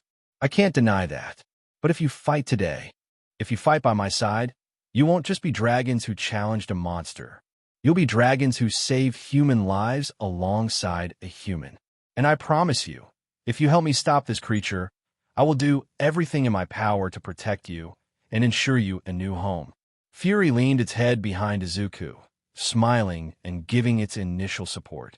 Kuro, the small and agile Night Fury, stepped forward, giving a cute growl of approval. Sigrid raised her head, looking at Izuku with respect. Izuku, if we stick together, we will win. He raised his fist in the air, his voice overflowing with conviction and determination. I promise you, none of us will die today, but if I must be hurt to protect you, then so be it. For a moment, everything went silent. Then a deep roar tore through the air. Fury roared first, its head raised to the sky. The sound reverberated through the mountains, and one by one, the other dragons joined in, starting with Sigrid, then the owl, the monster nightmares, the natters, and so on. The ground seemed to shake with the impact of their paws hitting the ground. The cute Kuro jumped onto a rock, spreading its wings, shouting its determination in its own language. They had chosen to fight, even if it meant being exposed to more humans. And that sight of the majestic creatures showing their support for their human hero made Izuku smile. Izuku, so my friends, are you ready to fly once more? The dragons answered with a collective roar. Cut to, and the scene shifts to the sky, where dozens of dragons slice through the clouds with speed. Small, medium, and large, all united as a single force. Their silhouettes cast shadows over the clouds, and below, over the forest, wings clashing with the wind in perfect sync. We were the kings and queens of promise, maybe the children of a lesser god, between heaven and hell. Now, our imaginary camera moves through the formation, gliding between the smaller and larger dragons. We see dragons of various colors and shapes, all lined up like a true squadron. The expressions on their faces range from seriousness, focus, ferocity, to pure adrenaline. And as we move further, the camera moves through the formation until it finds Izuku and Fury, flying together as expected, leading the group. Their eyes were fixed ahead, and their determination was unwavering. Beside them, Kuro flew energetically, while Sigrid maintained a solemn, focused expression. And the most amusing part? The dragons weren't just flying. They were hunting one of the biggest tormentors of the dragons. Izuku placed a firm hand on Fury's head. Izuku, we're gonna make it, buddy. Fury let out a supportive grunt, its wings beating stronger. And our fanfic camera pulls away, showing the full formation of dragons, almost as if they were forming a massive, moving cloud. All advancing. The Red Death was still distant, but not for long. So know why. Because Izuku, Fury, and their army of dragons are here. So, this was the end of part 2 of this series. Stay tuned for next part of this series. And if you like this video, don't forget to like, share, and subscribe to our channel. Until next time.